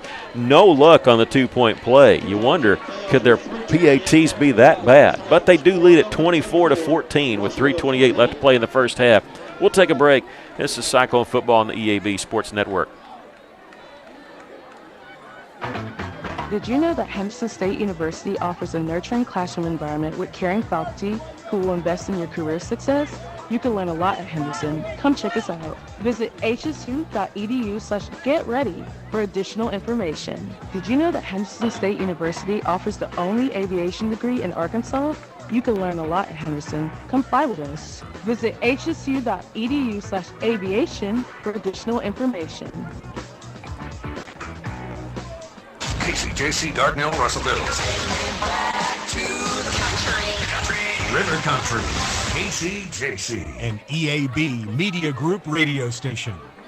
Gilmore, he had the interception, and they turned that into points. He's only got 2 catches, but both have been for touchdowns. He catches one for 19 yards in the score. They fail on the 2-point conversion. But that's an 89-yard drive in 15 plays in 4 minutes and 30 seconds. They lead at 24-14. There's a high kick, be fielded at the 26-yard line. Marcellus Olson had to put a hand down to maintain his balance, and he won't make the 30. Cyclones will take over at their own 29-yard line after the 3-yard return. He's still kicking it to the left. Like you say, they might have think that may be the weak spot for the Cyclones. But we've seen that. I mean, we've seen that all year, people doing that against us. Some odd things happening on that drive. The 11-yard run, a holding penalty against them.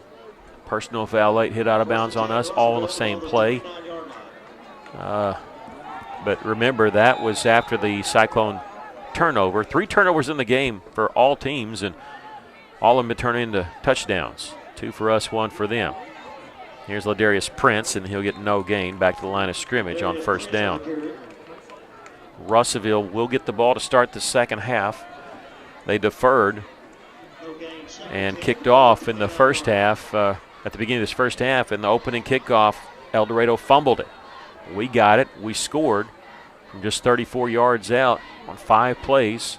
It's been back and forth, 7-0. They took the lead 12-7. We took it back at 14-12, but they've scored the last 2 touchdowns. They've gone for 2-point every single time they've scored on 4 touchdowns, and they have not made a 2-point play yet. And Marcellus Olson will carry for a loss of yards back to the 27 there. Yeah, I tried to go sweep to the left, but the speed of the linebackers of El Dorado is really, really good. Goodness, thanks, Sean. Sean Ingram telling me that Atkins leads Perryville 3-0 at halftime. Low-scoring game. We'll give you a lot of scores, especially in our classification at halftime. 3rd down and 12. Jones back to pass, throwing, and it's incomplete. Diving attempt there made by Julius Thompson. Had a fantastic night. Look, you catch 10 catches for 152 last week. That's fantastic. But when we realized the conditions, driving a rainstorm, it was even more amazing what he did against Lake Hamilton. But the Cyclones looking at going 3 and out here. And they'll have to punt the football away with 2 minutes, 10 seconds left to play here in the first half. Thompson's been targeted 3 times tonight. He's got 1 catch for 17 yards. Bo Mosley will punt this one away. It's a high, wobbly kick. Fair catch called for, and then they get out of the way, and this is going to take a Russellville bounce. It hit around the 40. It's going to roll inside the 30. Still rolling. Nicholas Hallmark's going to let it go all the way down to the 25-yard line. That's a good punt. Yeah, it's 48 yards. That's his. That eclipses his long. His long for the season's been 45. That one goes 48. And so you hate to go 3 and out, but 48-yard punt, that'll give them the ball at the 26-yard line. You just need a stop. You don't need them to score another one right here before half when you're down 10. 1:57 left. They've got 3 timeouts. And usually teams, what they do is they get 1 first down and then they go into that 2-minute offense. We'll see how Coach Hill wants to handle it for El Dorado. Warner's going to carry it on the sweep. He'll cut back at the 30, and tackle made there just past the 30-yard line. Varnell making the second hit. And they're going to go quick here as they get to the 32. Pick up of 6 on the play. Warner again, this time straight up the middle, and he's stacked up after a 1 yard loss, or 1 yard gain, should say. Yeah, good tackle by Hallmark. 3rd down and 3. Clock rolling, 1:23 left. We stop him here, I bet we use a timeout. Russellville has 2 left. Quarterback's going to keep it, and he's got the first down. Stopped him at the 40. That's a pickup of 7 on the play.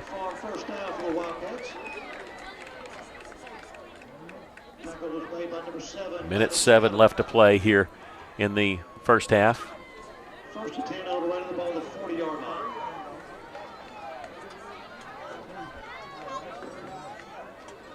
Back to pass is Jacobs. Looking for Gilmore. He's going to throw a wobbly catch off his fingertips. We have a flag in the backfield, though, and when it's thrown by the white hat, that's holding. And he's checking over. Coach Wheeler said, you want to move him back or decline it? Wheeler says, yeah, move him back. Right now, we just need the distance. We need to push him back a little bit. And, they changed that rule this year. It used to be 10 yards from the spot of the foul in high school, so you had these weird, 14-yard penalties. Now, if it's in the backfield, it's still from the line of scrimmage. So this is just a 10-yard penalty. I say that because that could have been close to 15 yards from where the flag landed. That changed in high school this year. So 1st down and 20, 53 seconds left to play here in the first half. Russellville trailing by 10. The Wildcats back to pass. This is Jacobs. He's got a lot of time. He's going to roll to his right. Aiden Terry coming up, and incomplete pass. And looked like Terry was going to come up and lower the boom on him, make him decide if he's going to throw it or run with it. He was going over to Paxton Strong, sorry. Jackson Booker the defender was right there with the receiver. Yeah, Paxton Strong, the S-back, and Booker was playing outside linebacker spot, so he went with him. Clock stopped. Here, 2nd down and 20. It's 57 degrees at kickoff, and it's dropping quickly. But a clear night. And everybody moved except the center and the right guard. So, false start by everybody. Probably a snap. False start. Offense. Yeah, he can't say. He just said offense. He couldn't pick out one guy there. And so it'll be 2nd down and 25. That's the 6th penalty on the Wildcats for 40 yards. Russellville has been penalized 4 times for 37 yards.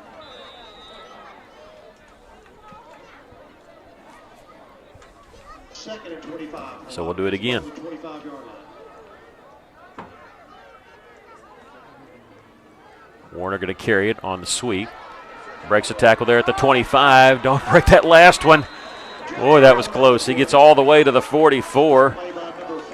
And we'll see if that speeds them up. We stop them there. I think both teams are just good with it. But El Dorado, now I'm worried that Gilmore is going to come out. In fact, he's actually already lined up in his spot. Are they going to take a shot with him? They're at the 44-yard line, 3rd down and 6. Clock rolling here. They still have 3 timeouts, and their fans are upset about it.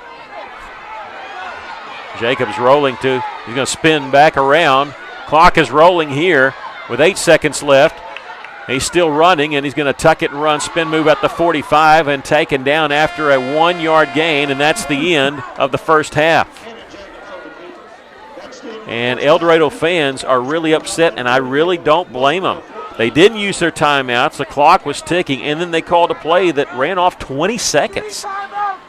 Yeah, you can hear our crowd likes picking it up. Use your timeouts. They go in the locker room with 3 timeouts in their pocket. Those don't carry over. And so we're the beneficiary of what a very questionable call by El Dorado. That's great for us. But the Cyclones down 10, 24-14. We're going to take a break. It's a halftime show coming up. This is Cyclone football on the EAB Sports Network.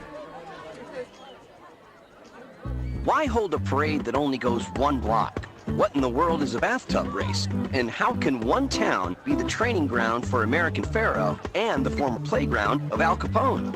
That's just Hot Springs being Hot Springs. Between thermal waters, thoroughbreds, and the world's shortest St. Patrick's Day parade, this town isn't trying to be unique. It just comes naturally. Come experience this slightly unconventional and completely wonderful place called Hot Springs, Arkansas. For more info, visit hotsprings.org. A lot of cities claim to be unique, but are they really? Were they the off-season playground for legends like Babe Ruth and Al Capone? Do they sell beer made from thermal spring water that comes straight from the ground below? Do any of these places have a street that has a gangster museum on one side of the road and a national park on the other? Let me go ahead and answer that for you. They don't, because none of them are Hot Springs, Arkansas. For more info, visit hotsprings.org. Every player on the football team has an important job so the team can reach its goal and success. Join our team at Lexicon right now, and we'll help you reach your goals and success. Lexicon offers free on-the-job training through our own Lexicon University. We also offer competitive pay, comprehensive benefits, an on-site health clinic, annual bonus program, and more. Check out lexicon-inc.com/football and help us build America one project at a time. Little Rock is a place where you'll be amazed by everything that awaits every member of the family. Explore sites like the Little Rock Zoo or hike to the top of Central Arkansas at Pinnacle Mountain State Park, which opened its brand new visitor center in 2023. Learn about the world around us at the Museum of Discovery, a nationally ranked children's museum, and at the Central Arkansas Nature Center, where you can see alligators up close. You can tour the Oval Office at the Clinton Presidential Library and walk in the footsteps of civil rights pioneers at the historic Central High School. Learn more at littlerock.com today. We're at halftime. The Cyclones trailing 24-14. We'll give you the stats later on in the half, but I do want to tell you that we're always going to post our stats and the scoring summary and all that on our Facebook page. Just go to Facebook and look for Cyclone Booth. We'll probably do that here in about 10 minutes or so. So if you're wanting to take a look at it before we go over it, because we usually wait till closer at the end, right before the second half, before we bring up the stats for you. Your thoughts of the first half is Russellville trailing by 10. Yeah, only down by 10, but and they played a good game, Russellville has, except for the penalties and the turnovers. We haven't been penalized that much.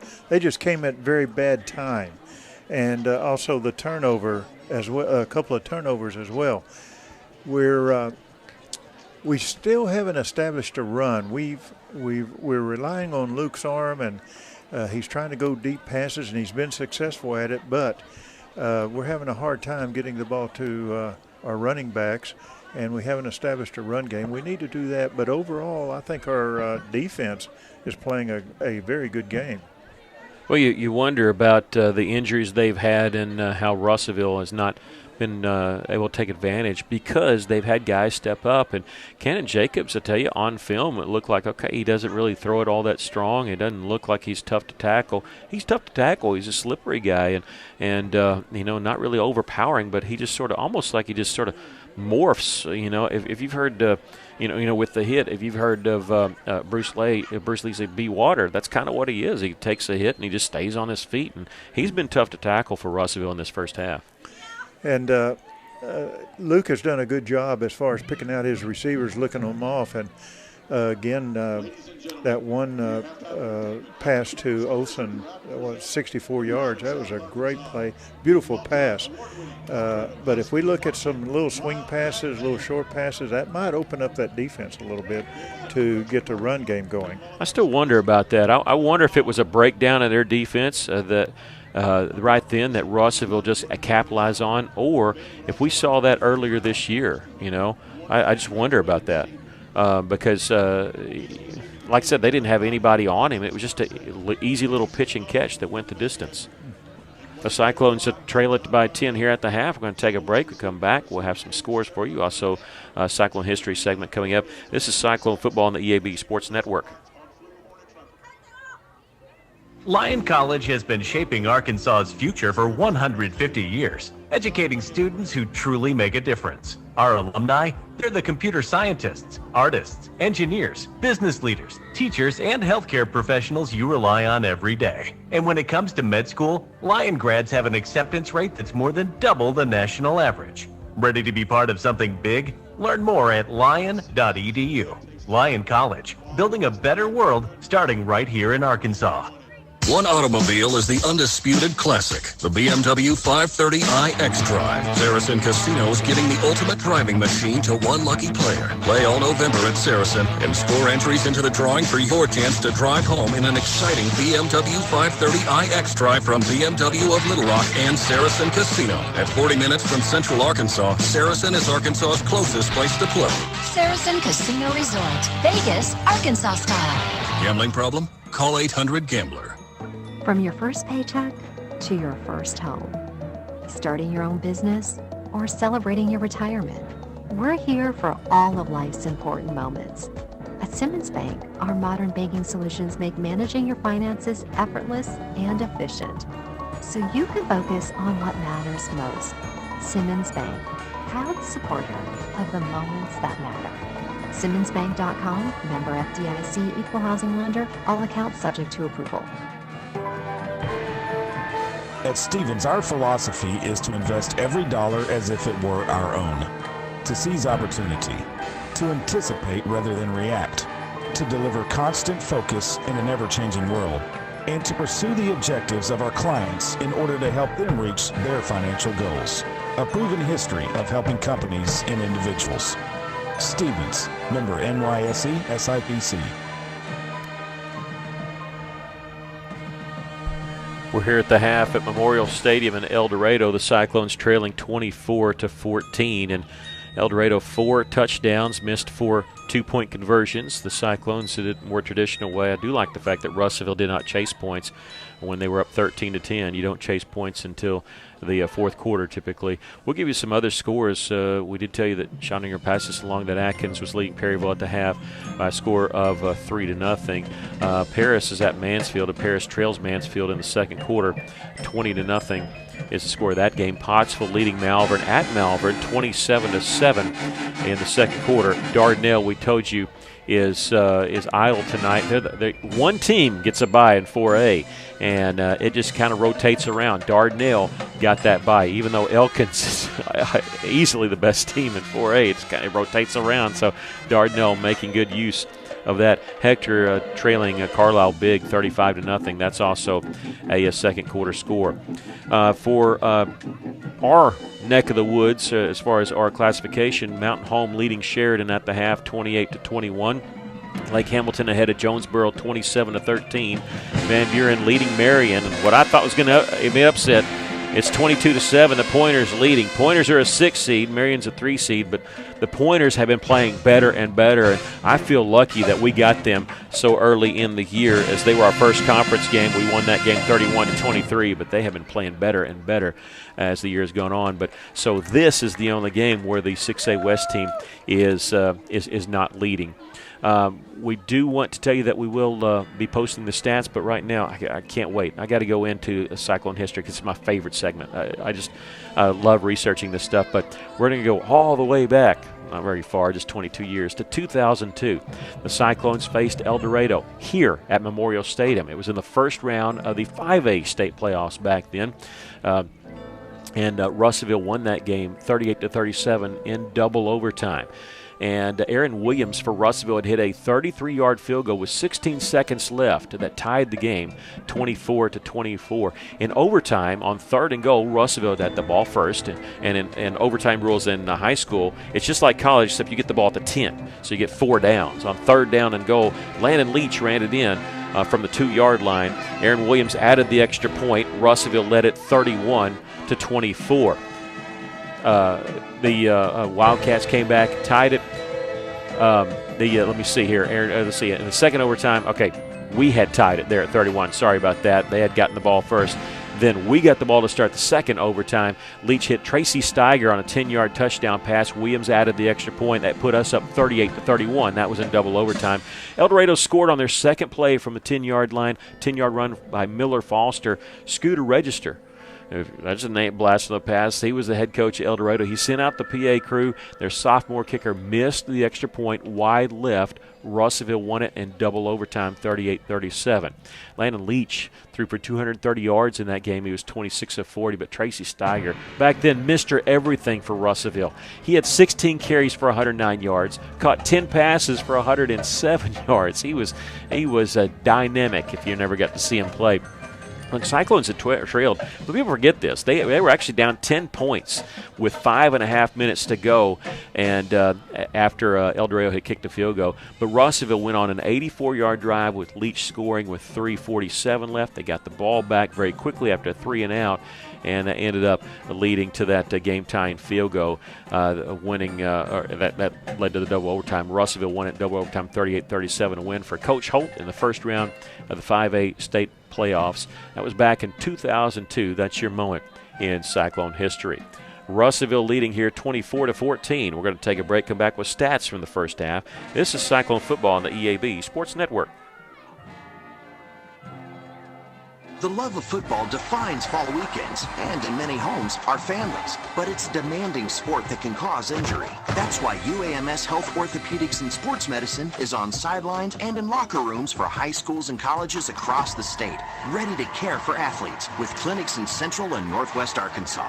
UAMS Health, official orthopedics and sports medicine provider for Razorback Athletics and future Razorbacks all over Arkansas. Learn more at uams.health/team. College dreams come true at the University of Central Arkansas, especially now with the UCA commitment.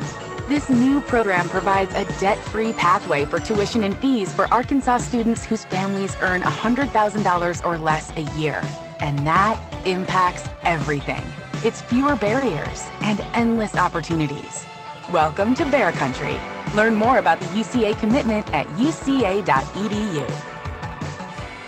It's that time of year again to start thinking about reviewing your Medicare plan. Hi, I'm Mike Giroux with Giroux & Associates and Medicare Specialists of Arkansas, reminding you to take the time to allow a local agent to assist you with a Medicare plan review. It's vitally important that you review your plan for next year, as there will be several changes to Medicare plans for 2025. Choosing the wrong plan can cause you to lose valuable benefits or cause you to have to change the provider you currently use. Don't be fooled by the misleading commercials on TV. Call a local agent to assist you with finding a plan that best meets your needs. I'm your local Medicare specialist. Call me at 479-857-2810.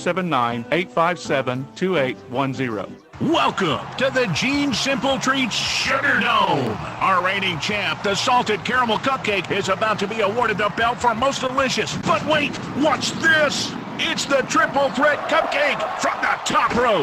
He's got the pin. 1, 2, 3, and we have a new champ. The Triple Threat Cupcake. Gluten-free, sugar-free, and keto-friendly. So remember Gene Simple Treats by Stovey's on Parkway. They make your life sweeter even if you can't have sugar by providing delicious and memorable treats for all occasions. Welcome back. We're at the half. The Cyclones trail it here 24-14. Now you look a little bit in what's going on in Cyclone country. Again, a couple weeks ago, the girls cross-country team for Russellville won its first ever state championship at Oaklawn, so congratulations to them. We got to revel in that. We can't just mention those state championships 1 week and be done with it, so happy for Coach Frazier and the Lady Cyclone cross-country team. But it was a big week this past week in basketball. We had 2 games this past week at Cyclone Arena. And we split both of them. Lady Cyclones dropped a couple games to Watson Chapel and BB. A BB game last night. The senior boys won both of theirs against Watson Chapel and BB. It's going to be a really busy week this next week. But if you like basketball, it's basically going to start tomorrow. Why don't you just go camp out at Cyclone Arena? Tomorrow, actually, the Golden Suns will play at Cyclone Arena there, because there's wrestling going over on at Tucker Coliseum. So you can watch the Golden Suns there Saturday. But get this, Monday through Friday there's basketball action in the Russell School District every single day, and all of them are at home. On Monday, the Cyclone boys will play against Bentonville West. That's a big game, and it'll be boys game only. They'll have JV at 5:30 and the senior boys after that. The boys will turn right around and play again on Tuesday at Cyclone Arena. On Wednesday, you'll have Russellville Junior High over at the Junior High gym. On Thursday at Cyclone Arena, the Lady Cyclones will play Rogers. And then on Friday, the Cyclone senior boys are back in action at Cyclone Arena hosting Pea Ridge. And so Boys game Monday, boys game Tuesday, junior high Wednesday, girls game Thursday, boys game Friday. I wasn't lying. And it's starting tomorrow, technically, if you want to think about it, that's 6 days of basketball in 7 days if you count the Arkansas Tech Golden Suns. That's what's going on. And hopefully we'll be talking about a return trip to Greenwood, as the winner of this game will actually go to Greenwood. Greenwood and Shiloh Christian get the bye in the 6A West, the top 2 teams from each conference. On the other side, Benton, of course, the number 1 team out of the 6A East, and Little Rock Catholic, they get the bye. So there's 4 games going on tonight. Mountain Home leading Sheridan at the half, 28-21. Lake Hamilton at half leading Jonesboro 27-13.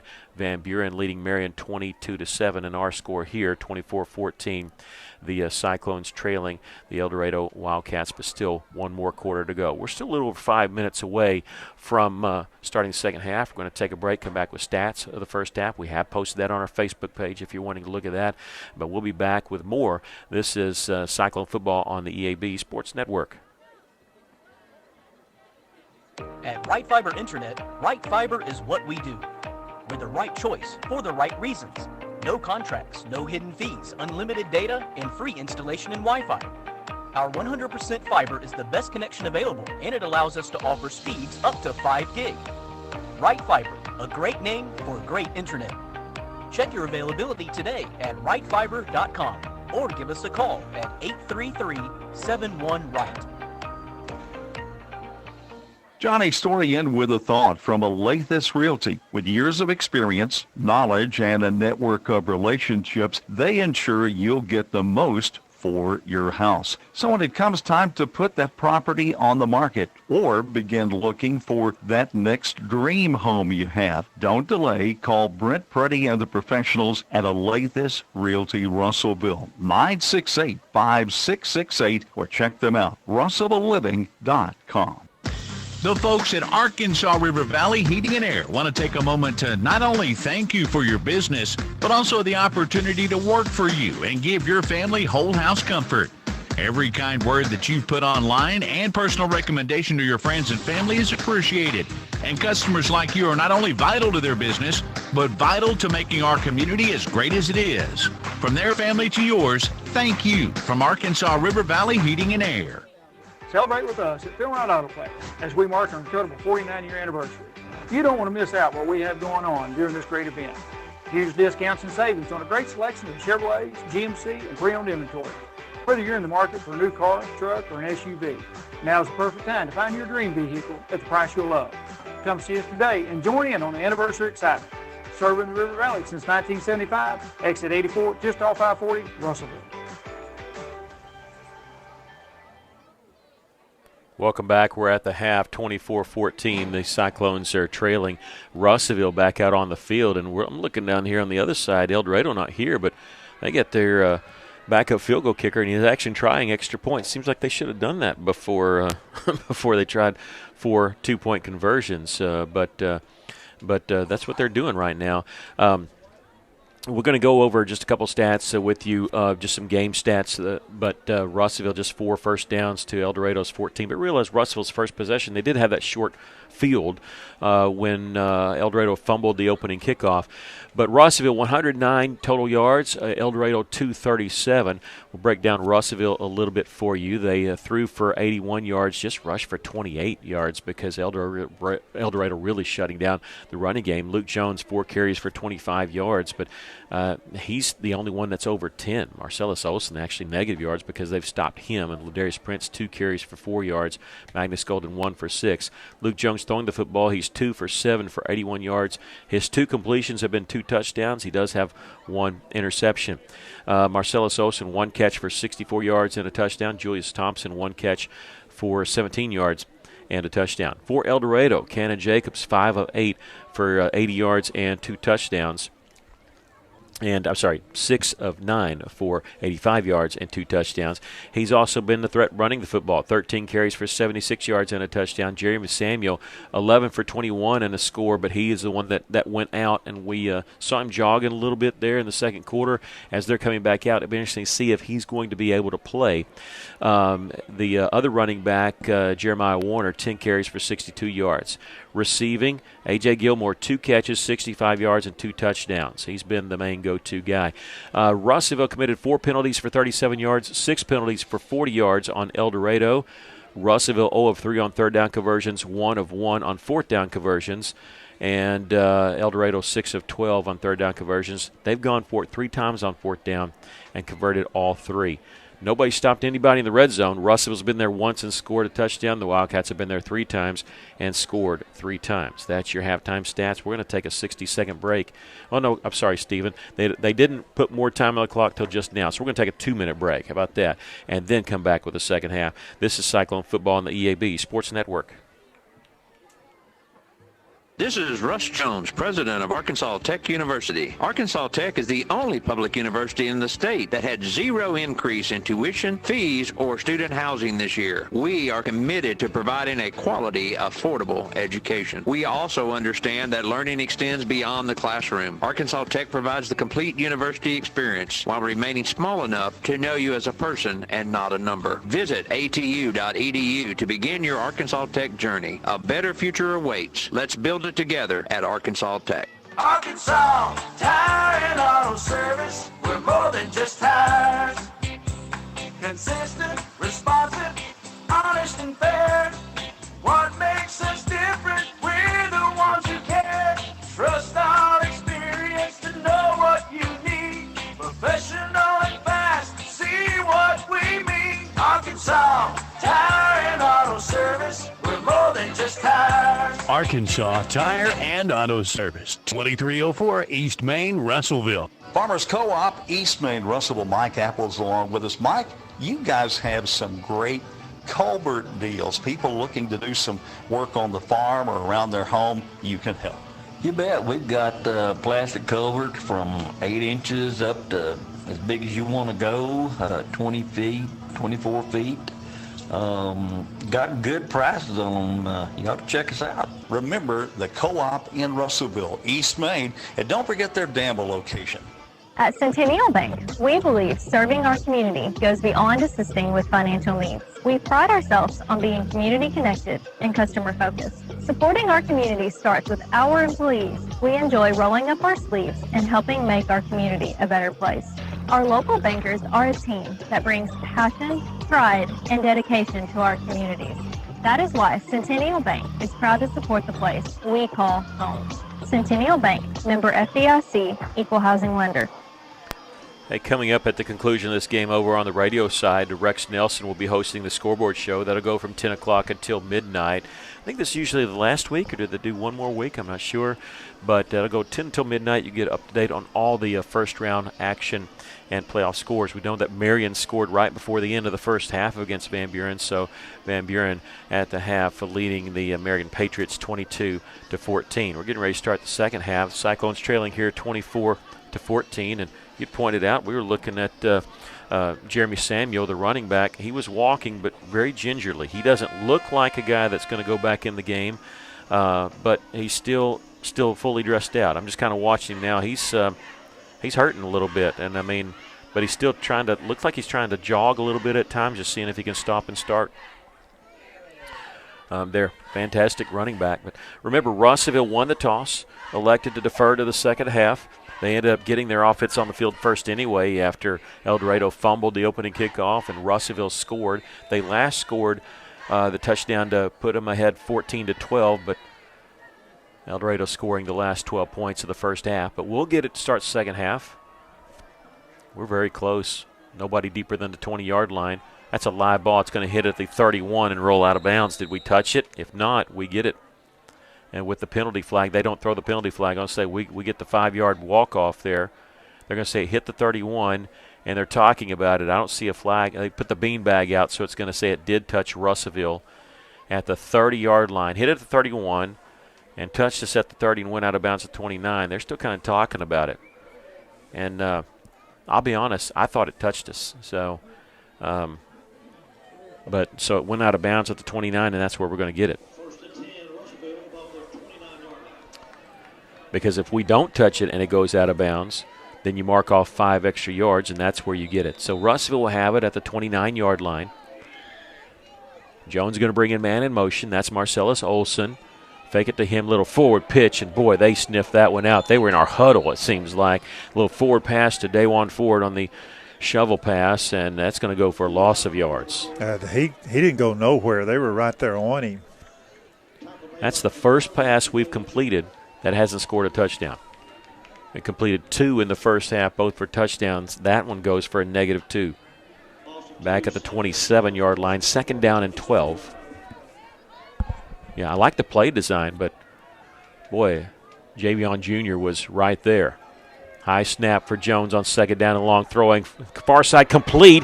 And breaking a tackle is Thompson. He gets across the 45 to the 46-yard line. Julius Thompson, what a big catch. He wasn't wide open. He had 2 guys around him.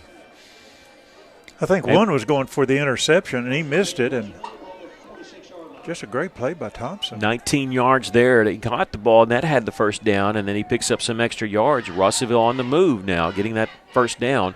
Man in motion is Espinosa. Circle back around, go back towards the right of Luke Jones. Low snap, he picks it up and hands the ball off. Just kind of messed up the timing there for Ladarius Prince. He'll lose a yard back to the 45-yard line. It's funny how something like that, even though you get the handoff, it can just blow the timing just a little bit. I'm sure Prince had to slow up a little bit, and he'll come out of the football game. And Thompson and Brown, the wide receivers to each side, on 2nd down and 11. It's Espinosa in motion, a fake to him and hand it off to Marcellus Olson. He'll slip through and get across midfield into El Dorado territory at the 48, and Russellville will have 3rd and short here. You just got a feeling looking at El Dorado's defense, they're gearing up for the run. They want to stop Russellville running the ball, and they've been pretty successful at it. Well, Cyclones only 34 yards on 11 carries, but they do pick up 7 yards there. 3rd down and 4 for Russellville here at our own 48. I'm sorry, at their 48-yard line. 3 wide receivers to the right. Jones, he's going to call his own number. He's got the first down and a whole lot more. He's inside the 40 to the 37-yard line. The Cyclones keeping the football on the ground here. And now they're going to at least line up quickly. A pickup of 11 for Jones. He's got 36 yards on 5 carries. It's the 6th first down for the Cyclones, and Ladarius Prince back in the ball game. He's to the right of Jones. Hand off, it's going to be a reverse. And, boy, that's not a wide opening there. I mean, he had to cut back inside in order to make positive yards, but Olson did that. They took away that outside lane there. Russellville able to gain 1 on the play, but that could have been a lot worse. They were waiting for that. They watched film of us. We haven't run a reverse all year, so I don't know where they saw that one, but hey, they played it well, but good job by Olson to not lose yards. He picked up a yard on the play, 2nd down and 9. Jones will turn and hand the football off to Prince, and he'll be stopped. Did he get inside? No, they're going to say his knee was down at the line of scrimmage. No way. No, they give him the 36-yard line. That's no gain. He was inside the 35, I thought. That outside official hadn't gave us a good mark all night. He's been behind the play, I guess is the nice way to say it. 3rd and long. Russellville trailing by 10. This is the first drive of the second half and the 8th play of the drive. Jones looking left, throwing left, and did he catch it? He went down at the 31-yard line. It is a completed catch by Julius Thompson over on that far side. And the Cyclones have a decision coming up. Will they go for it here on 4th down? The Cyclones counting tonight have gone for 39 4th downs. They've made 24 of them. That's 61% on the season. This will be 4th down and 4, though. But you're kind of in that no man's land. You don't really want to try a 47-yard field goal. Jesus has the leg for it, but the Cyclones are going to go for it here. They need almost to the 17-yard line for a first down. Jones back to pass, throwing over the middle, a little bit behind the receiver, but a good catch and a first down at the 20-yard line. Russellville getting the first down. Receiver being helped up. I still can't see who it is. And that is Julius Thompson. It was just a tad behind him, but he made the catch, picked up 11 yards on the play, and that keeps the drive going. The Cyclones started this drive at their own 29-yard line. They've driven to the red zone now. They have it 1st and 10 from the 20. Magnus Golden in there, lining up now at tight end on the right side. They're going to turn and fake it to Olsen. Rolling to his right is Jones, throwing for the end zone, and it's incomplete. And look, that was just a flat-out good play by Gilmore, because he had Jerron Brown there, and Gilmore put his hand between the hands of Jerron Brown and knocked it down. And Brown had beat Gilmore on the play, beat the safety. And bring up 2nd down and 10. Clock stopped here. 6:38 left to play here in the 3rd quarter. Cyclones taking their time here. The play clock's down to 11. Espinosa in motion. And back to the right. Fake to him. Give it to Marcellus. And he steps back up in there on a little jump cut. He gets to the 15 and close to a first down. I think he's going to be about a yard shy. That was a great run. Cutting back to the right on that gained him some yards. That's just a good run by Olsen. They're going to put him down at the 11, so it'll be 3rd down and 1. Good blocking on that left side of that offensive line. Olsen now 5 carries for 10 yards. He's back on the plus side. He was at negative yards in the first half. Russellville looking at 3rd down and 2. Taking their time, down 10, but you're knocking on the door here. Play clock at 8 seconds. Olsen in motion, fake to him. Jones keeps it. He's at the 5. He's into the end zone for the touchdown. Stretched that arm out to make sure he broke the plane, but he never actually went to the ground. Luke Jones carries it in from 11 yards out, and the Cyclones are within 4. Russellville did that drive on the ground. They made sure. Now, they made some plays through the air, but they churned out some yardage behind that offensive line, and now Jesus Perez trying to put the Cyclones within 3. It's down and squeaks in there on the right side. Russellville trailing 24-21 after the successful PAT. We'll take a break. This is Cyclone football on the EAB Sports Network. Are you working hard to feed your family on a budget? Visit Chicken Mart to get all your Crispitos, pizza sticks, restaurant quality chicken nuggets, strips, wings, and fries all in one stop, and lots of opportunity purchases that are so good they may never come back. Check out Chicken Mart in 2 convenient locations before you go grocery shopping and see what they have for your family. Chicken Mart's been serving the River Valley since 1983 and still going strong. Visit 1808 South Arkansas Avenue or 106 Weir Road in Russellville. Chicken Mart, your chicken and more store. Russellville takes the opening kickoff of the second half. They go 71 yards in 12 plays in 6 minutes and 1 second. Very methodical drive there. Luke Jones carrying it in on 3rd down. From 11 yards out for the score, Jesus Perez added the extra point. Russellville within 3 at 24-21.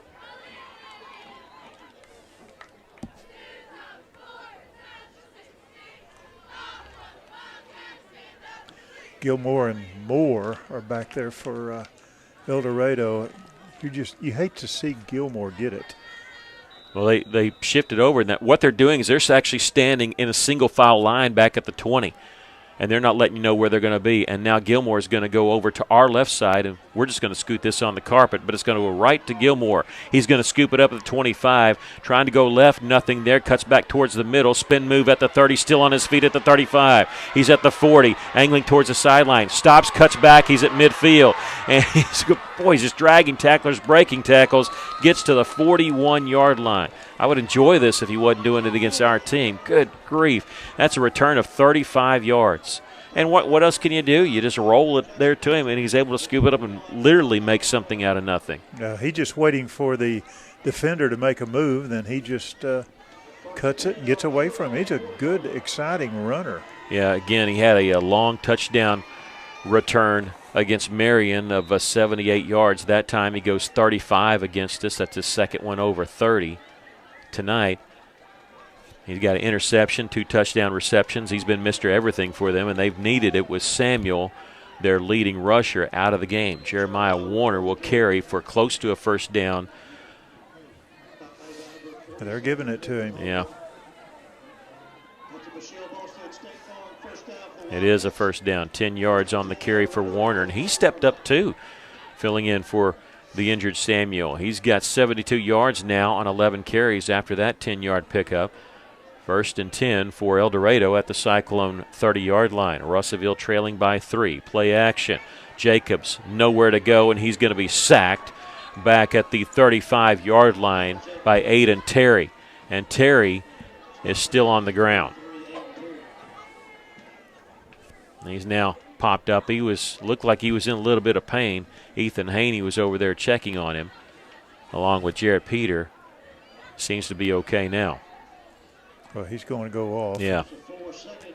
Catch his breath. Yeah, Maddox Statham will check in for him. It's officially a 4-yard sack. 2nd down and 14. Empty backfield coming for Cannon Jacobs. He's just standing in the pocket, now taking off running. Big hole up the middle. He's at the 20, cuts back at the 15. He may go. He does. He's going to be over 100 yards rushing with that 34-yard score there. For a small quarterback, he's pretty fast. Well, he just waited to see where the opening was, and he just took off. He just scores from 34 yards out. He's now 106 yards on 15 carries. He's also been stepping up, and now they're going to try their first extra point of the night. They failed on 4 2-point conversions. Tylon Williams will try the PAT. It's definitely long enough, and it's good. A lot of cheers from the crowd. I wonder what's going on with that. I don't know if they're tired of that or maybe he's a fan favorite. Back to a 10-point lead for El Dorado with 4:30 left to play here in the third. We'll take a break. This is Cyclone Football on the EAB Sports Network. Are you looking for a great place to work that offers great pay and benefits, where you can make an impact in a safe, clean environment? ConAgra is looking for motivated, energetic people to join their team. ConAgra is recruiting industrial maintenance technicians to fill openings on all shifts. Positions start at $25.61 an hour plus a shift differential. Experience is required, so for immediate consideration, apply online at ConAgraBrands.com/careers. That's ConAgraBrands.com/careers. ConAgra is an equal opportunity employer. Welcome back to Memorial Stadium in El Dorado. Thank you so much for joining us. If you're listening to us on 102.3 KCJC, we appreciate it. If you're watching us on Cyclone Booth, please click that subscribe button. What will happen is you'll be notified anytime we go live, whether it's Cyclone football or basketball, soccer, or junior high basketball. And you'll be given that option. You'll know that, hey, the game has started. And so please do that if you haven't already. We'll tell you the scoring summary there for El Dorado in just a moment, but they're kicking off here. And Russellville going to juggle the ball there at the 29-yard line. Marcellus Olsen, he's got an opening at the 40, breaks a tackle at the 45, and he's going to be drugged down right at midfield. Well, that's how many times do you see that, though? A guy juggles the ball a little bit, and then he takes off and breaks off a big run. You see that a lot on kickoffs, and he goes for 21 yards, and Russellville will have it right at the 50. And it seems like when they do that, the kickoff team kind of slows up just to see what's going to happen. And, boy, he just ran past them. After that big kickoff return by Gilmore, El Dorado goes 40 yards in just 3 plays. In a minute 29 seconds, Cannon Jacobs, a 34-yard touchdown run. Their first PAT attempt was good, Tylon Williams. That's his first made one of the year, first attempted one of the year. After the 21-yard return for Marcellus Olsen, the Cyclones have the ball at midfield, and Ladarius Prince, it's going to be, he faked the handoff, Jones took it, and he gets 4 yards into El Dorado territory. This is the way the Cyclones went on their first drive of the second half. They ate up 6 minutes of clock, 12-play, 71-yard drive. Churning out yards, churning out first downs. They have 70 yards now on 17 carries, but they almost doubled it on that last drive. They have 184 total yards tonight. They do have 2 turnovers, while El Dorado has 1. 2nd down and 6 for Russellville at the 46-yard line of the Wildcats, and he's going to tuck it and run, and this is Lucas Stokes, and he's at the 40, and he's got the first down. Was that Stokes on the last carry, too? It might have been. trying to see. And Stokes there is what I'm saying on the previous carry. And Lucas Stokes has a first down for Russellville. As he gets to the 37-yard lines where they're going to mark it. So Stokes, a freshman. He's been with the team all year, has not played because of he's ineligible for junior high as soon as he plays. He played 2 weeks ago in the Siloam Springs game and then played some last week against Lake Hamilton. He's still in there. Magnus Golden to his left. They're showing blitz. He's going to hand it off to Magnus, and he'll get inside the 35 to the 34. Pickup of 3 on the play. Anytime Golden touches the ball, he's going to get positive yards. And now Stokes will check out. Luke Jones will be in for Russellville. I keep waiting for Stokes to be in there and Jones to be at tight end. They put him at wide receiver. Actually, put Stokes at wide receiver before, while Jones has been in there at quarterback and kind of flipped him in the middle. But it is going to be Jones taking this snap. 2 receivers to each side on 2nd down and 7. Prince, the tailback, to the left of Luke. He's looking. He's going to throw across the middle. He's got a man complete at the 15 and still on his feet, taken down at the 10-yard line. The Cyclones are going to have a first down inside the 10-yard line. It's Olsen. Yeah, Marcellus there. Boy, threw that one on a rope. And they put it down at the 10-yard line, inside the 10, but not quite the 9-yard line. So statistically, the 10-yard line is what we got to say. Olsen with 2 catches now for 88 yards. Luke is 7 of 13 for 138. Luke in there at quarterback. He's going to give it off to Prince, trying left side, and he'll be stopped at the 6-yard line. So a 4-yard pickup for Ladarius. Ladarius coming into the game, just 1 touchdown carry, but he's at almost 500 yards on the season. Last year he had 34 carries as a backup for Tracy Daniels and a couple of touchdowns. 2nd down and goal for Russellville. Prince will motion out of the backfield. And a little inside handoff to Marcellus Olsen. And that goes for no gain. Loss of yards on the play. It looked like they had a man assigned to Olsen. Wherever he goes, he's going to go with him, the defender, and he got the ball and he brought him down. Yeah, it's a handoff. I don't think that was a pass. That's what we're calling it. Loss of 6 on the play. 3rd and goal from the 12. Olsen's had good night receiving, but running's been a little tough. He was at negative yards in the first half. That one goes for negative yards. Officially 6 carries for 4 yards. 3rd and goal. Cyclones trailing by 10. We're in the final minute of the 3rd quarter. Jones on the quarterback keeper. He's at the 5, stumbling forward. Did he get in? No, they're going to say inside the 1. Now they're going to say touchdown. Yeah, the official on the far side came up inside the 1 and now says touchdown. So the Cyclones score here with 26 seconds left to play in the 3rd. I thought he was going to mark him down short because he ran in there, and as he was running in, then he signaled score. Russellville again within 4. Jesus Perez, the extra point, is up, and it's good. 31-28, the Cyclones trailing. 26 seconds left to play in the 3rd. We'll take a break. This is Cyclone football on the EAB Sports Network. Looking to expand without breaking the bank? Now's the best time to visit Duval's Affordable Portable Buildings, the River Valley's oldest full-service portable buildings dealer, 8 years and counting. Thinking of getting a building or a carport? Will give yourself the gift of added space with the benefit of end-of-the-year specials at Duval's Affordable Portable Buildings. That she shed, man cave, or shop you've always wanted is at Duval's Affordable Portable Buildings, 4151 South Arkansas. On that drive, Russellville goes 50 yards in 7 plays. Luke Jones, a 12-yard touchdown run. Perez added the extra point. The drive only took 4 minutes and 4 seconds off the clock. Again, we got to start at midfield because of the great return by Marcellus Olsen. Russellville once again within a field goal, and you know, that's what you do. You answer. It was tough that El Dorado answered us. You came right back and answered once again. And the drive chart, boy, it's just looking like a touchdown, touchdown, touchdown. That's what it's been for the second half. Russellville scoring twice, the Wildcats scoring once. And we need to stop here. But more than that, our initial plan is try to figure out where Gilmore is going to be and don't kick it to him. But once again, they're both standing at the 20-yard line, one behind the other, and Gilmore is the behind guy, and he's not going to move. And now he's moving over to our right, so he flips over from where he was. I wonder if we see that. We're going to kick it to him. We don't see it.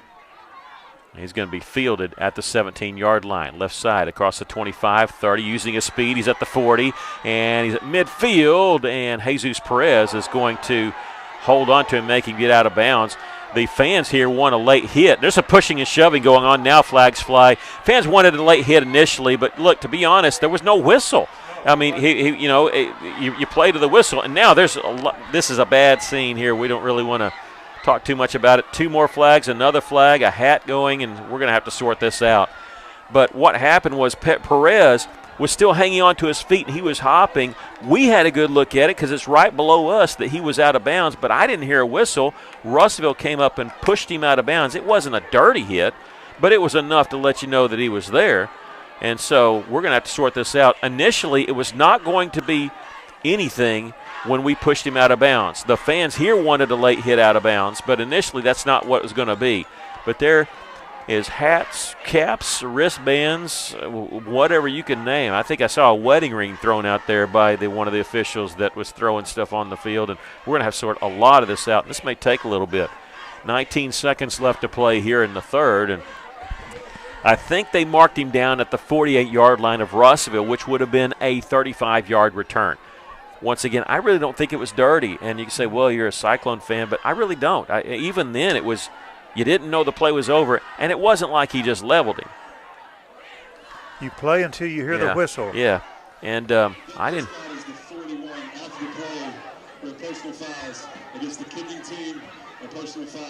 Okay. Offsetting penalties. Maybe there's too many to count. They said personal fouls, plural, personal fouls. Look, if it's 3 on one team and 1 on the other team, they still offset. It doesn't matter how many. And so you're saying there's at least 1 against Russellville and at least 1 against El Dorado. Okay? So like I said, you could have 8 on them and 1 on us, and it's still offsetting. That's just how it is. And they mark him out at the 41. He didn't get the 41. No, he's at the 48 or 49. Yeah, he's at the 48. This is a horrible spot. And, I mean, because that's the whole point. It happened right around the 48, 47-yard line. If he's at the 41, then there was no chance it was a late hit out of bounds. No. Because – and I think Coach Wheeler is wanting to talk to the white hat. And I don't know if he's wanting to talk about the spot or if he's wanting to talk – he does want an explanation. He's come out near the hash marks. He deserves that. I wonder if he's wanting to talk about the spot because, look, you can argue if it's 47, 48. Go back and watch. If you're watching it, go back and look. It was not even at the 45-yard line. No chance. Not a chance it was at the 41-yard line. Now they're moving it back. Okay. Now the El Dorado fans are going to be upset because they're going to think that this is a penalty. It's not. Now they put him at the 49. Now, we thought it was a 48, but this is a lot closer. That's within 1 yard rather than, 7 yards. So, okay, they mark him at the 49-yard line. We can live with that, not because it's moving it back, but because it's accurate. All right, so that's where they'll start. On first down, they're going to give it to Warner, and there's Ethan Haney with a big hit back, but he broke a tackle. Still running at the 45, being chased by Booker and ridden down after a gain of about 3 on the play. What a play by Jeremiah Warner. I can't believe he broke that tackle. Boy, that guy's a powerful runner. There's not much you can say. That's nothing wrong by our guys. That's just a big, strong running back right there. And literally turned nothing into something. It was a big hit. I thought we were going to get him stopped for about a 6-yard loss. It ends up being a 5-yard gain. Empty backfield for Cannon Jacobs. Going to throw a complete screen pass to that far side. That's Moore. Breaks a tackle there. He's got the first down and taken down inside the 40 to the 35. Josiah Moore, who had come off injured in the first half, is back in there and makes that first down reception. Just a good run by Moore, sidestepping our attempted tackle around his ankles. And that's the end of the third quarter. We'll take a break. Russellville trailing 31-28. This is Cyclone football on the EAB Sports Network. If you own a business, you know how important your roof is, but do you know how to maintain it? E&F Roofing has been offering the best commercial roof systems as well as conducting preventative maintenance and asset management services so you can focus on your business. From industries to schools and local businesses of all shapes and size, E&F Roofing has been serving Arkansas for over 50 years and trusted for 3 generations. So call 479-272-4069 for a free estimate today. KCJC Dartmouth, Russellville. River Country, KCJC, and EAB Media Group radio station. Well, I'm just glad we didn't have anybody tossed out in that final minute of the third quarter. But offsetting penalties, and we got back to some football action. As it sets right now, the Wildcats have the ball at the Cyclone 36-yard line. It's 31-28 our score. El Dorado leading Russellville. We need a big stop here by the defense. I mean, you know, every time we get the ball, we're down 2 scores. I just feel like if we could get the ball down 1 score, we could flip this thing. Russellville has scored every time they've touched the ball here in the second half. But they just need a stop. Down 3 as we start the final quarter of play. Empty backfield as Warner goes out for the screen pass. They got blockers ahead of him, and they get a couple yards. And it looked like they're going to call hands to the face. Looked like a blocker had his hand up underneath the chin strap of Ethan Haney on that play. He did. I was watching it. Yeah. And, they hold that number 73, their left tackle. He holds just about on every pass play. And I haven't seen him get a flag yet. Second down and 9. Haney did the right thing because you throw your hands up to make it obvious, but they decided either they didn't see it or decided not to throw the flag there. Play clock down to 6. They got to hurry. They're changing the play. It's down to 3 seconds, 2 seconds. They do get the snap off. There's nobody open. He's going to roll out. Is he going to tuck it and run? Yeah, he's got some space here. He's at the 30, 25, and pushed out of bounds. Just nudged out of bounds.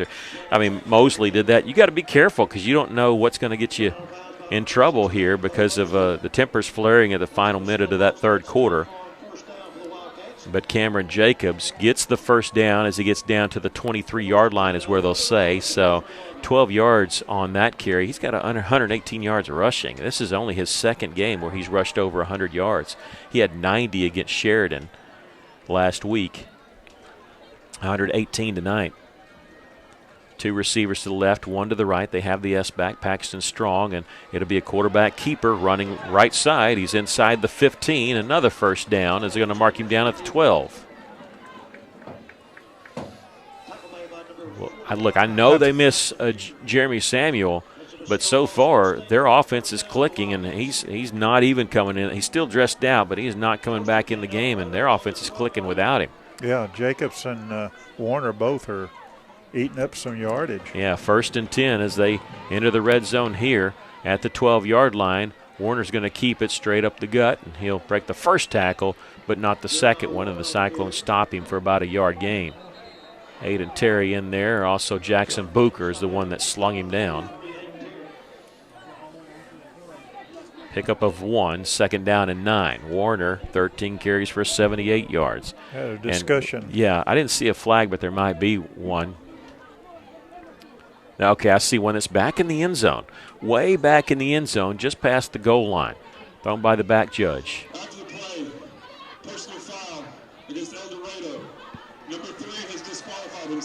Oh, that's Josiah Moore. Josiah Moore for El Dorado has been disqualified. Whoa. After the play, so that means the 1-yard gain stands. Then you have a penalty on El Dorado. And like I said, that's why a while ago I said, Bo Mosley, you didn't want a big hit out of bounds because you're not sure. It feels like everybody's been warned. You know, everybody's been warned, okay, everybody cool it, and you don't want to be that guy. And sometimes that can mess with you. You can't be as aggressive. Well, we've seen a guy toss now. Josiah Moore, the wide receiver for El Dorado, not statistically their best one, but still a good one nonetheless, has been disqualified for this game. back to pass on 2nd down and 24, and they throw a screen pass, and it's incomplete. It started left, came back right as they were trying to go to Gilmore. Yeah, Vernell there was close to Gilmore. 3rd down and an Uber ride. They got to get to the 3-yard line for a first down. 10:21 left to play here in the ball game. The Cyclones trailing by 3. They're going to roll out middle screen. It's complete to Paxton Strong. Takes a lick there, and the ball's free, and Russellville covered at the 20. They say it's down. We're waiting. The official on the near side says 4th down. The official on the far side says 4th down. Okay, they say he's down at the 19. Russellville had come up with it. Now, look, that's only a 7-yard gain. That's still got 4th and long.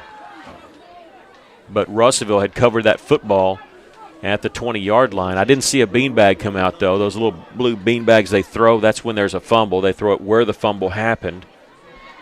I didn't see any of that come out. They got 4th and 17, though. The play clock's down to 9 seconds. They're not going to milk it and call timeout, at least not look like it. It's 4 seconds, 3 seconds. Jacobs back to pass. Double move. He's going to Gilmore, and it's incomplete. It would not have been enough for a first down. It was right around the 7-yard line. He went out and up and then had to stop, and good coverage there by Bo Mosley. And the Cyclones have stopped them on downs. Boy, to get your attention when the quarterback looks in Gilmore's direction. Yeah, this is huge here because the Cyclones, even though they drove it down all the way to the 19-yard line, the Cyclones get the stop that they need. They're down 3 with 9:30 left. And this is what you want, a chance to take the lead. The Cyclones took the lead at 14-12. They have not led since, but they've been right there, down by no more than 10 in this game. It'll be Luke Jones. And we saw Lucas Stokes come out for a couple plays. But this is Jones, and he's got Ladarius Prince, the running back, 3 receivers to his right, and it's going to be Jones on the quarterback keeper, and he'll get across the 20 to the 21. I think we're going to see a heavy diet of that because until they stop it, I don't know if we're going to do very much other than that because they have not stopped Jones up the middle. He's got 8 carries for 61 yards and a couple of scores. Jones is a good-sized lad, and he's tough to bring down. 6'3", 231 is what they have him listed. The ball just past the 20-yard line. So it's officially a 1-yard gain. Same formation with 3 receivers to the right side. No receiver to Luke's left. And now this is Espinosa in motion, but they're going to give it to the running back and maybe a gain of 1. And it'll bring up 3rd down and 8.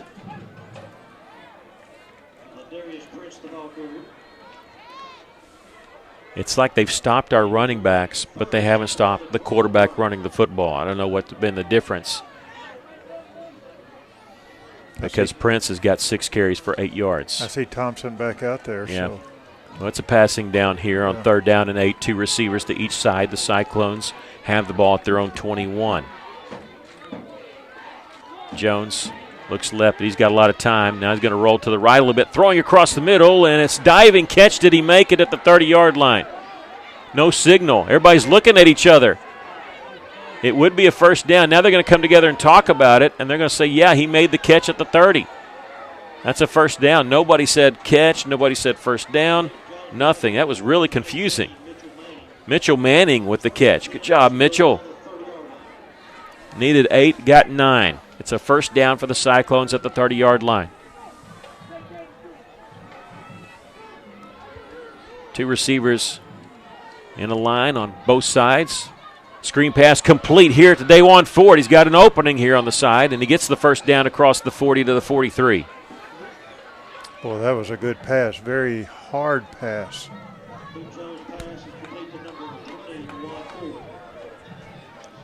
At the 43-yard lines where they mark him down, 13-yard pickup. That's his 2nd catch tonight. Jones now 9 of 15 for 160. Under 8 minutes to go. 1st and 10 for Russellville. 2 receivers to the right, none to the left. Full house backfield. This is Marcellus Olson trying to run the stretch play, and he's going to be taken down, but not before he gets very close to midfield. I think they're going to mark him at the 49, which would be a pickup of 6 yards. Good blocking on the right side of that offensive line. It's good to see him go outside instead of trying to go up the middle. Well, you know, with under 7 minutes to go, I'm not saying this is the last drive, but it sure feels like it is, even though Russellville took over with 9:30 left. Here's a toss sweep to Marcellus Olson, and boy, he drug a tackler for a first down. They hit him at the line of scrimmage, and he takes him to the 47. And the Cyclones will have it 1st and 10 in El Dorado territory. Russellville 34 yards on 6 plays. Remember, this drive started at their own 19 after they stopped El Dorado on downs. Cyclones trailing by 3. Taking their time on this one. You wonder if El Dorado is going to look back at the end of that first half when they still had 3 timeouts, didn't use any timeouts, and they might have had a chance to throw one at least up for grabs. Ladarius Prince is going to break a tackle there and be taken down at the 42, but we have a flag in the backfield, and I wonder if this is holding or if this is illegal participation or what. Yeah, legal substitution. We broke the huddle. Yeah, I think we did something there, breaking the huddle with 12 men. There's something weird going on because we ran off a player late, and so that's going to negate a run, put us back 5 yards. It's funny, I saw the guy, I saw the white hat look at it. He didn't throw the flag until the ball was snapped. I wondered, I guess he had to wait on that. So 1st and 15 for Russellville. 3 receivers to the left, 1 to the right. The lone to the right is Thompson. The outside receiver here on our side is Mitchell Manning. Forward in motion. He'll stop on the left side, and they're going to hand it off. No, it's Jones. He's going to throw 4 forward, and he's got most of that penalty yards back before he's upended at the 47-yard line. Good fake there, faked me out. It'll be 2nd down and 10 after the 5-yard pass.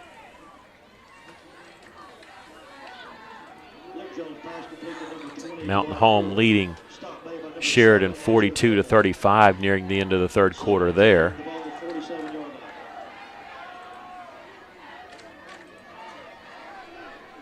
Van Buren leading Marion 22-14, but Marion on the move. Cyclones trailing here 31-28, under 6 minutes to go. 2nd down and 10.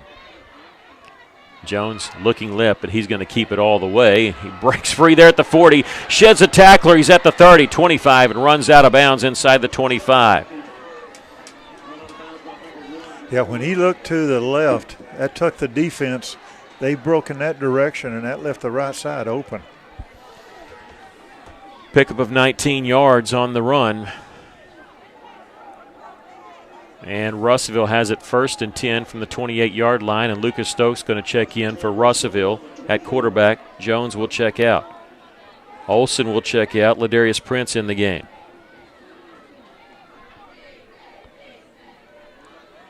So far he's been in there. He's either hand off or Stokes has just carried it.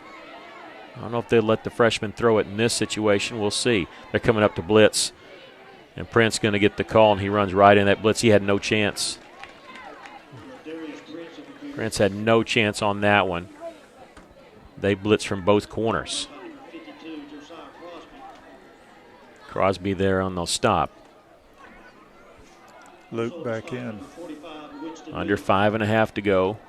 2nd down and 10. The Cyclones trailing by 3.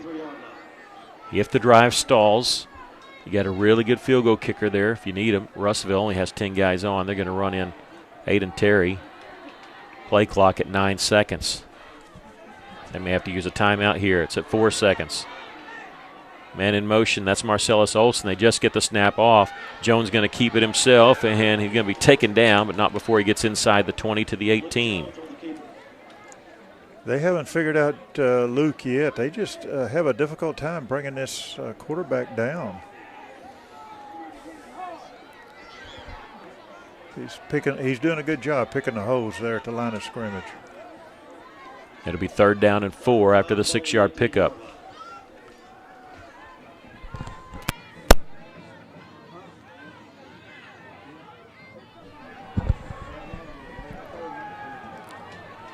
Clock rolling, 4:19 left. Olsen in motion, lassos around. Jones going to keep it himself, and they're going to take him down after a gain of 1, maybe 2, and decision time for Coach Wheeler. Well, it's 4th and 2 from the 16. From here, it'd be a 33-yard field goal, well within Jesus Perez's range. He is 5 of 7 on the season. His long has been 44, and they are going to bring him out. At least look like they're going to go for the field goal. You can put it down anywhere. It's usually 7 yards, but you could back up if you want. And it'll be from the right hash. They'll put it down to 23, so it will be a 33-yard field goal attempt. This would tie the game.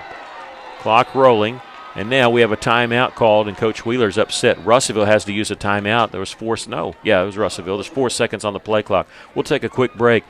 This is Cyclone Football on the EAB Sports Network.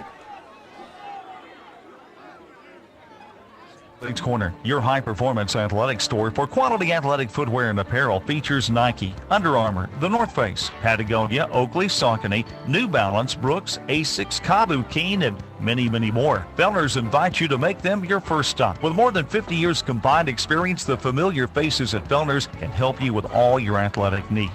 Fellner's Athletes Corner, 2320 West Main, Russellville, open 9:30 until 6 Monday through Saturday. The Cyclones have gone 65 yards in 11 plays. They took the ball with 9:30 left. There's 3:31 left.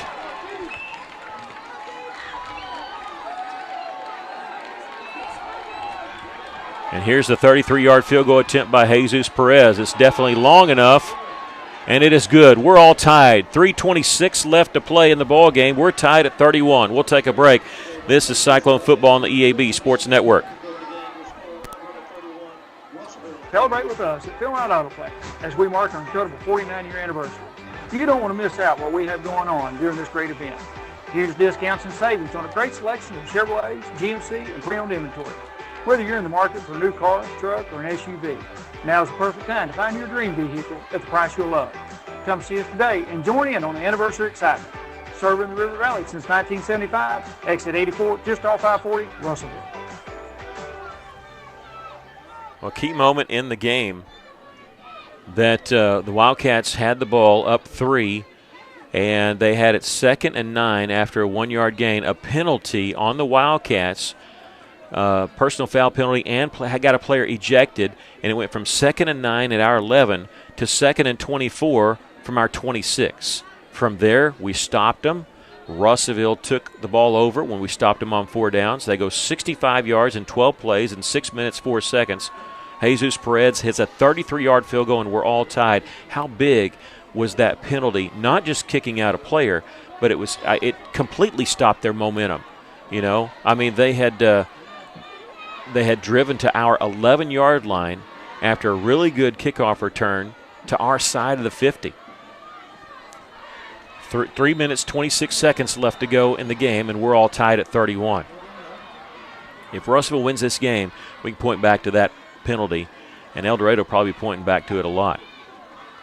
Jesus Perez going to kick this one, and it's going to be fielded by Lumpsey, and he's going to break free at the 40. He's at midfield, cuts back at the 45, taken down. Great tackle there by Jesus Perez, but they get inside our 40-yard line. We don't kick it to Gilmore, and they still get a big return. Well, that was a great run back, and if it wasn't for our kicker making a stop, he was going to go all the way. Yeah, Perez, he's not your typical kicker. He's a wide receiver, but he's a tough kid on the soccer team, and he made a fantastic touchdown-saving tackle there. 36 yards on the return. They get it down to our 38-yard line. Goodness gracious. Now, their field goal kicker is number 9, who has not been used tonight, Cooper Henry. As first down, they'll pick up a couple yards. He is injured. I'm looking down. He's been limping around. I've seen him this second half. So they've put in Tylen Williams, who kicked 1 extra point, and now he's being worked with by the injured kicker, Cooper Henry. So they are thinking, hey, what if we get down there and try a field goal here? That's a good stop by the defense on their quarterback. Yeah, pickup of 1 on that play, 2nd down and 9. And now they hand it off to Warner. He breaks a tackle in the backfield. And, well, we almost had him tripped up. Peter back there almost had him tripped up back at the 40. He gets to the 35-yard line, and he's gone down. I think he's got a cramp issue. He's sticking up his leg, which kind of signals the way he's got it, pressing your heel forward. I think it might be that kind of issue. They stopped the clock here for an injury. He has to come out. He has to come out. They have not given them a timeout. It was a 2-yard run, so 3rd and 7. And from here, well out of the kicker's range. I mean, I know it's only 3rd down, but here it'd be a 53-yard field goal, so they may be thinking 2 downs to pick up these 7 yards. Boy, I'd love for a loss of the play here. And this is Jacobs, and he's got some room along the left side. Slips in there inside the 30. Still on his feet, breaking a tackle. He's got the 1st down. My goodness, inside the 20. He's like a pinball. I mean, he just, he bounces off. I said it earlier. He's water. He's be water. That's what he is. We got a player down on the field. Jerron Brown is the one down back at the 28-yard line. And the gain is all the way 16. It wasn't pretty. He's just bouncing off tacklers, and it's almost like he's just stumbling through there. But, hey, it's worked for 146 yards on the ground on 19 carries, and he picks up 16 there, and that's a big 1st down gain. 2:17 left. They have it 1st and 10 in the red zone. This is their 5th trip to the red zone. They've converted 3 of 4. We did stop them after that big penalty on their previous drive. And now we'll have a stoppage of play here, and there's a flag down. Somebody either got off sides or moved. I think we lined up off sides. Yeah. Okay, yeah. I would say you can't – I mean, we've said it all year because, this is the playoffs. Everybody knows as soon as you get in the neutral zone, it has to be blown dead. You can't get back if you're the defense, not in high school football. And I think that's what happened there. So they'll have it 1st and 5 at the 14. Got a new running back, number 1, Lumsey. Yeah, he's been in there, but not at tailback, and he's in there to lead block for Jacobs. He's trying to break it outside. Spin move there at the 15. Boy, he took a big lick there. You don't turn back towards the middle. He did, and Haney introduced himself to the quarterback there. He got to the 11, pickup of 3 on the play.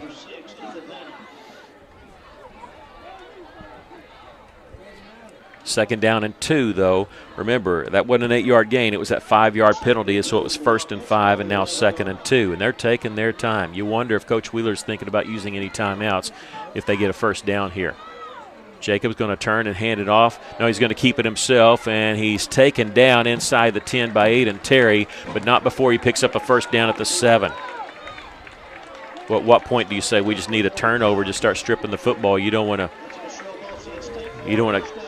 make sure of the tackle, but they have it 1st and goal from the 7-yard line. The clock is rolling. 1:19 left. Tight formation. Cannon Jacobs, Jeremiah Warner, the running back. High snap. He'll hand it off to Jacobs. Trying to bounce outside. He's at the 5. Leaps into the end zone for the score. 1:06 left to play in the ball game, and the Wildcats take the lead. Well, you don't want them to score, but if they're going to score, you want them to score quickly there. You don't want them taking it to 3rd down and 4th down. So Russellville has 1:06 left with 2 timeouts. Williams out there to try the extra point. Yeah, he's 1 for 1 on the season.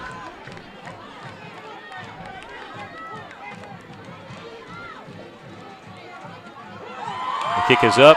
And it is good. 38-31. We'll take a quick break.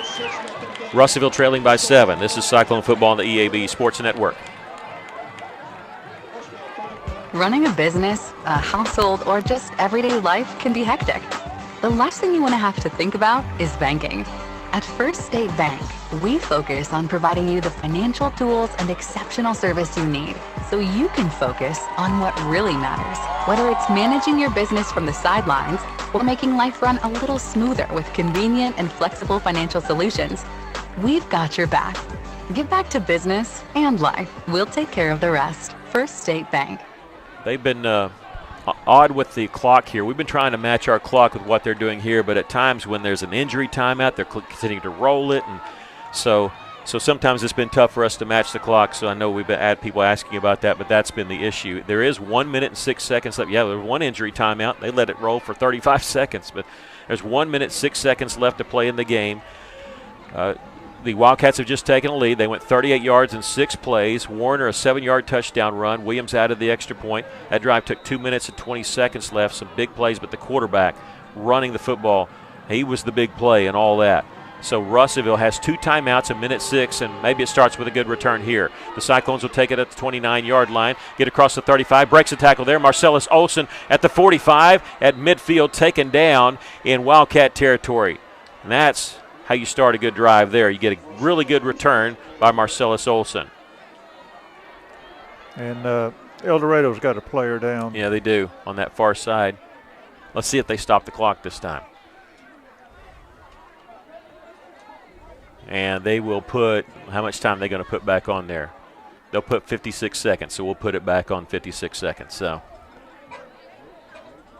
they do give us the 49-yard line, a 22-yard return. We're going to keep it right here because we don't want to miss any action with there's 56 seconds left. So the Cyclones have 49 yards away with 2 timeouts. You know you got to put the ball in the end zone. The only deciding thing is after that, I mean, let's assume we do. Do you go for 2? Do you kick the extra point? Maybe how about this moment in Cyclone history, the 2 overtime game back in 2002 when Russellville came down here and won in the first round of the playoffs, 38-37. The player getting helped off is Jamari Robinson. He's one of their starting corners right there. So Marcellus Olson returns at 22 yards to the 49-yard line. We'll be watching the clock as best we can here. 1st and 10 for Russellville, 56 seconds left to go in the game. Jones with 3 receivers to the left, 1 to the right. Back to pass. Jones out of the backfield is Ladarius Prince. He made a diving attempt. Did he catch it? He did. 46 seconds. The clock continues to roll. At the 46-yard line on the catch. He had a dive on that to make that stop. 3 yards, but the clock is still rolling. Nearing 40 seconds. 2nd down to 7. Jones back to pass. He's going to throw for the far side. It's going to be, is it intercepted? They got it. Did he stay in bounds? He did. Yeah, he did. A.J. Gilmore jumps up and intercepts the ball at the 27-yard line, his 2nd interception of the game.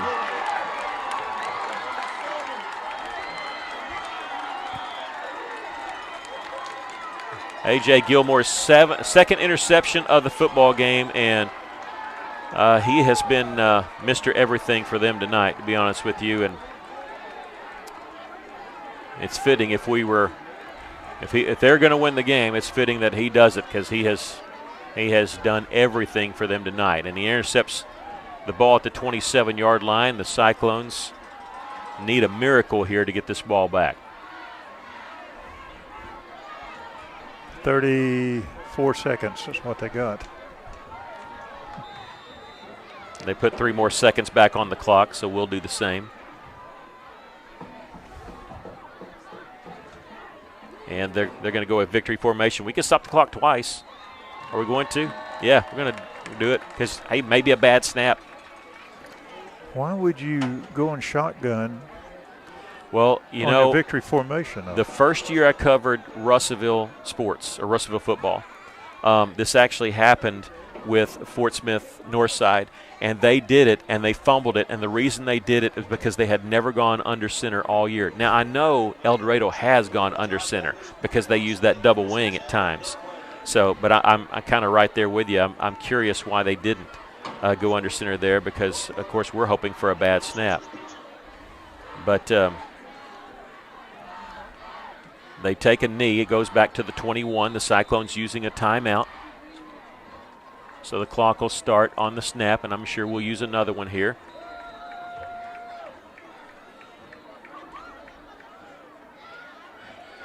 And they take a knee back at the 18-yard line.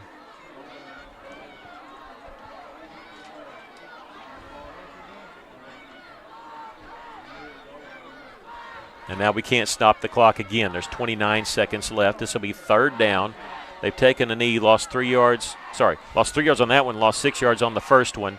It's 3rd and 19, but after this snap, it's going to be over because we can't stop the clock again. And they will take a knee back at the 14, and that'll do it. That'll do it. The Cyclones hard fought, but they come up short here in the first round of the playoffs. They will lose it here by a score of 38-31 to the El Dorado Wildcats. Both teams going out to midfield, shake hands, and boy, this was tough. And it's really tough. It's tough for Russellville. It's really tough when you see these seniors. You can tell the seniors, because quite a few of them are squatted. They're down, a couple of them down on the knee. They know this is the last time that they will put on the uniform for Russellville High School. You know, at least they made the playoffs where they didn't know it was going to be their last game, but it still hurts nonetheless whenever it happens. And just a tough, tough night. The Cyclones fought back, tied the game. It was just El Dorado coming back to score with 1 minute, 6 seconds left to play in the game, and Russellville turned the ball over with 34 seconds left, and they fall here 38-31. We'll give you a little bit of the scoring summary before we take a break and begin officially our post-game show. Russellville had a fantastic second half on offense.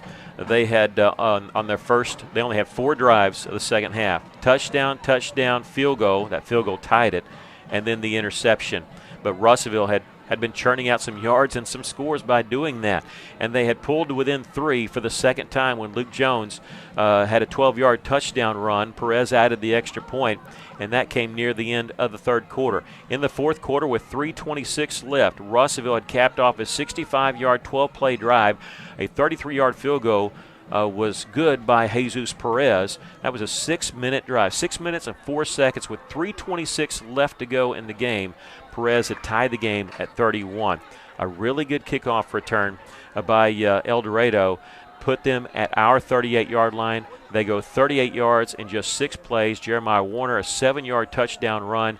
2 minutes and 20 seconds is how long it took. And with 1 minute 6 seconds left, they had a 7-point lead. The Cyclones weren't done. I mean, they had a really good kickoff return by Marcellus Olson.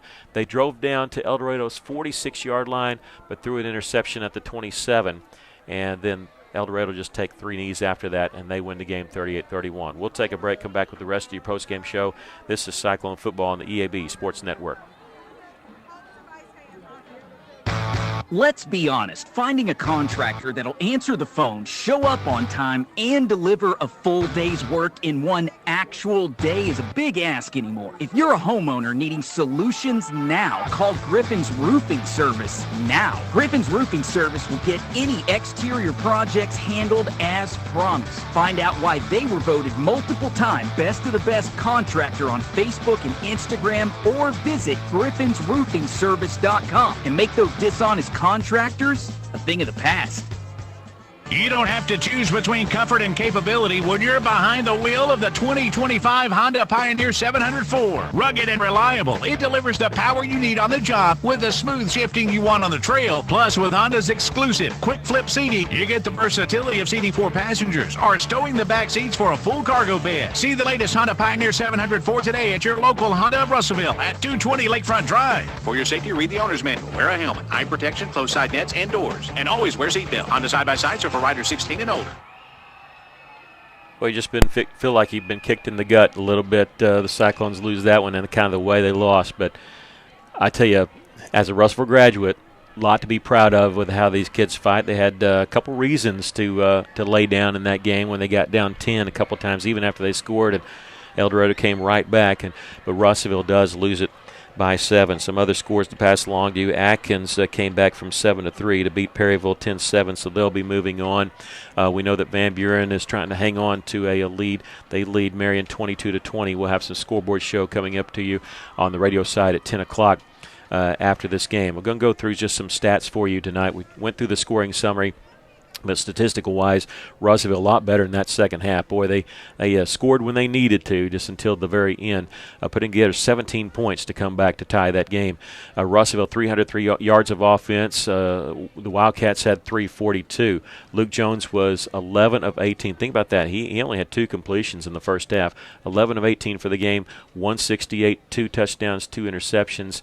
Running the football, Luke almost 100 yards. He had 11 carries for 91 yards and 2 touchdowns.